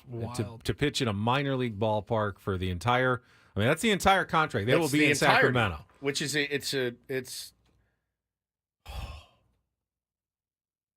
Now, if you had told me, if they were still in the Coliseum, you're like, Luis, hell yeah, I'd want to pitch in Oakland. Yeah, the team's not the best, but if I can get $20 million, I'll pitch in Oakland all day. Yes, the largest contract in A's history. That is staggering. A's legend, as they like to say, Luis Severino. I mean, look good in the postseason. Won't need to put those skills to the test. Hope you like the plan in October and not have to worry about that anymore. Is this one of those deals, Ben, that you sign knowing you're going to get traded in a year? Probably. Get your bag. And you know what? 6 months. That contract, maybe 6 months. That contract assigns nicely to the Dodgers or the Yankees or whoever they end up dealing him to. There's, the no trade clause. Back to the Mets. He has a yes trade clause in his contract. Hey, we're willing to give you a no trade clause. I'm good. No, I don't want to. I want a yes trade clause. Give me the yes trade clause. Much like crotchful underwear, I'll take the yes trade clause. Holy smokes! Our buddy Tommy just tweeted, "Oh wow, the A's are going to spend more than the Padres in free agency." That's a sobering thought. But what it does do is now you can sit and go, hey, If the A's are spending $20 million on a pitcher, what are we doing? Now they're upping their payroll from nothing to nothing a plus. little more than nothing with that signing. Yeah, they don't have tons of guys locked down. Little apples and oranges there. But all right, we've got a special guest coming in studio, and we'll tell you what is going on. Heartwarming, touching in our building right now after a check of traffic on 97.3 The Fan. From the 97.3 The Fan Traffic Center, here's Kelly Damick. Got a crash the coastline, northbound 5 right before the racetrack. 3 vehicles involved. Got the fast lane blocked. Accident has cleared on westbound 8 before Fletcher Parkway. Collision on westbound King Freeway right at the southbound 15 connector ramp. Looks like a couple vehicles involved in that one. Appears to be over to the right shoulder. And keep in mind, you still have that closure, Nimitz Boulevard between Chatsworth and Sunset Cliffs, where it meets the 8. All due to investigation of that fatal collision happened before 6 o'clock this morning, in which a pedestrian was struck. They expect to have that reopen around 10 o'clock this morning. I'm Kelly Danick with Ben & Woods, San Diego's #1 sports station, 97.3 The Fan. Our Tier 1s may know our next guest best from his guest appearances and take on Woods. When you're not here, he comes in and does a phenomenal job. In fact, we're setting up a big championship match for our holiday and Christmas extravaganza in a couple of weeks on Friday. But John Flint from the John and Tammy Morning Show on KSON is here to tell us about something special that's going on in our building right now. Good morning, John. You've met Woods before, right? I have. Many times. Okay. John is a Tier 1 himself. Thank you, sir. It's an honor to be here with you, gentlemen, and thank you for the time. Really quickly, before we go into what we're doing, I wanted to bring up a story. Before I left for Thanksgiving, we were doing our food fund, and one of your Tier 1s came up to me, had no idea who I was until I was on the show, brought a ton of food. Oh, that's rad. That's cool. Doesn't listen to us at all. And I'm totally cool with it because he brought food over. Yeah, that's rad. So what I'm asking right now, if you don't know who I am, I host a country show here in San Diego. I've been here for 14 years doing it with my partner, Tammy, of 25 years. We're not married. Partners and work partners. Work partner. But we've been doing the radiothon together for that long. It is that important. It's the St. Jude Country Cares for Kids St. Jude Radiothon. And KSON is the first station in America to launch this. This is now $1 billion fundraiser for St. Jude. It is the biggest fundraiser that they do every year. It's so important to become a partner in hope. And what we're asking you to do is pay $19 a month. It's a no-brainer. Woodsy, how your boys doing? So good. How many times do they get ear infections? Or you take them to doctor like what? Take them to doctor a couple times a year. All right. So imagine routine doctors check up because, your little boy's bruise won't heal. Yeah. What's going on here, man? What's going on? You got an iron deficiency? And then the doctor comes out and says, we have to have a talk because your son has leukemia. Yeah, I think about it every night. Okay? Every day of my life. I'm so thankful that you have a healthy family. Me too. Ben, you too. Paulie, on the way, I'm sure. I have healthy daughters. I am a partner in hope every year because I am so thankful for the health of my children. Yeah. And it's a good reason to do it, actually. God forbid you ever need to cash in this insurance policy. Yep. But thank God it's there. St. Jude Children's Research Hospital is a tiny hospital in Memphis, Tennessee. And you might be asking yourself, why in the world, when we got Rady right here, would I worry about a hospital in Memphis? I've never even been to Memphis, maybe. Because behind this tiny little hospital, which, by the way, only the sickest of sickest kids are in, there's a massive research facility where every day, 24 hours a day, 365 days a year, the most brilliant minds in the world are working on curing maybe your sick child, maybe your dying child, at the very least providing hope for parents, more time with their child. And when they come up with a protocol that could save a life, they don't put it up to the highest bidder. Right. They give it away freely. Yep. There are children right now at Rady who are in bed who are being treated by protocol that was invented at St. Jude. That is why you donate to a tiny little hospital in Memphis, Tennessee. The most amazing thing about St. Jude Children's Research Hospital, and anybody that's had a kid in the hospital, you are never asked to pay 1 cent. It's incredible. My daughter, Julia, was born with a complete cleft lip and palate. She's 23 years old now. She's a beautiful young woman, but, she had a rough part of her life. Sure. And I'm not comparing what she went through to anything the children of St. Jude or Rady have to go through. My point is this. She had to have plastic surgeries, cranial, facial plastic surgeries throughout her life as her face grew. The last one she had, we were denied insurance because they considered it to be an elective. Like Sure. my daughter's getting a breast augmentation. Right. Just trying to help her have a normal life. Yeah. So insurance didn't cover that, and I got a bill for over $100,000, and it destroyed me. It just did a good part in destroying my marriage. Sure. It was all encompassing. I mean, how the hell am I had to get legal representation? I couldn't. How do you? It was hilarious because they actually had like one of those things where you mark off a check, mark off a credit card for $100,000+. How would you like to be billed? I mean, are you kidding me? And it was a big surgery, but it's nothing what these kids are going through right now. So imagine the relief when you're told this horrible news, and then they're telling you don't have to pay for a thing. Yeah. Anything that you need will provide for you, and they take care everything. of room and board for the parents while you're there. The whole parents, thing. the families. They've got counselors for your kids who aren't sick because who's taking care of them when you're taking care of? Yeah. It's the most magical, beautiful place in the world. And if I can just ask you guys to take 1 second of your time and donate $19 a month to become a partner, and hope you're going to get a rad This Shirt Saves Lives t-shirt. I'm wearing it right now. You're also going to get a Music Gives sweatshirt. It's one of those things that you wear, not like one of those charity runs or rides. Like 8,000 businesses in the back. They put it in a drawer. You never wear it again. You'll wear these shirts. I wear it all the time. You guys know that. Text KIDS, KIDS, to the number 785-833. That's KIDS to 785-833. If you'd rather go online, just go to KSON.com. I can give you the phone number, too. It's 1-800-963-4673.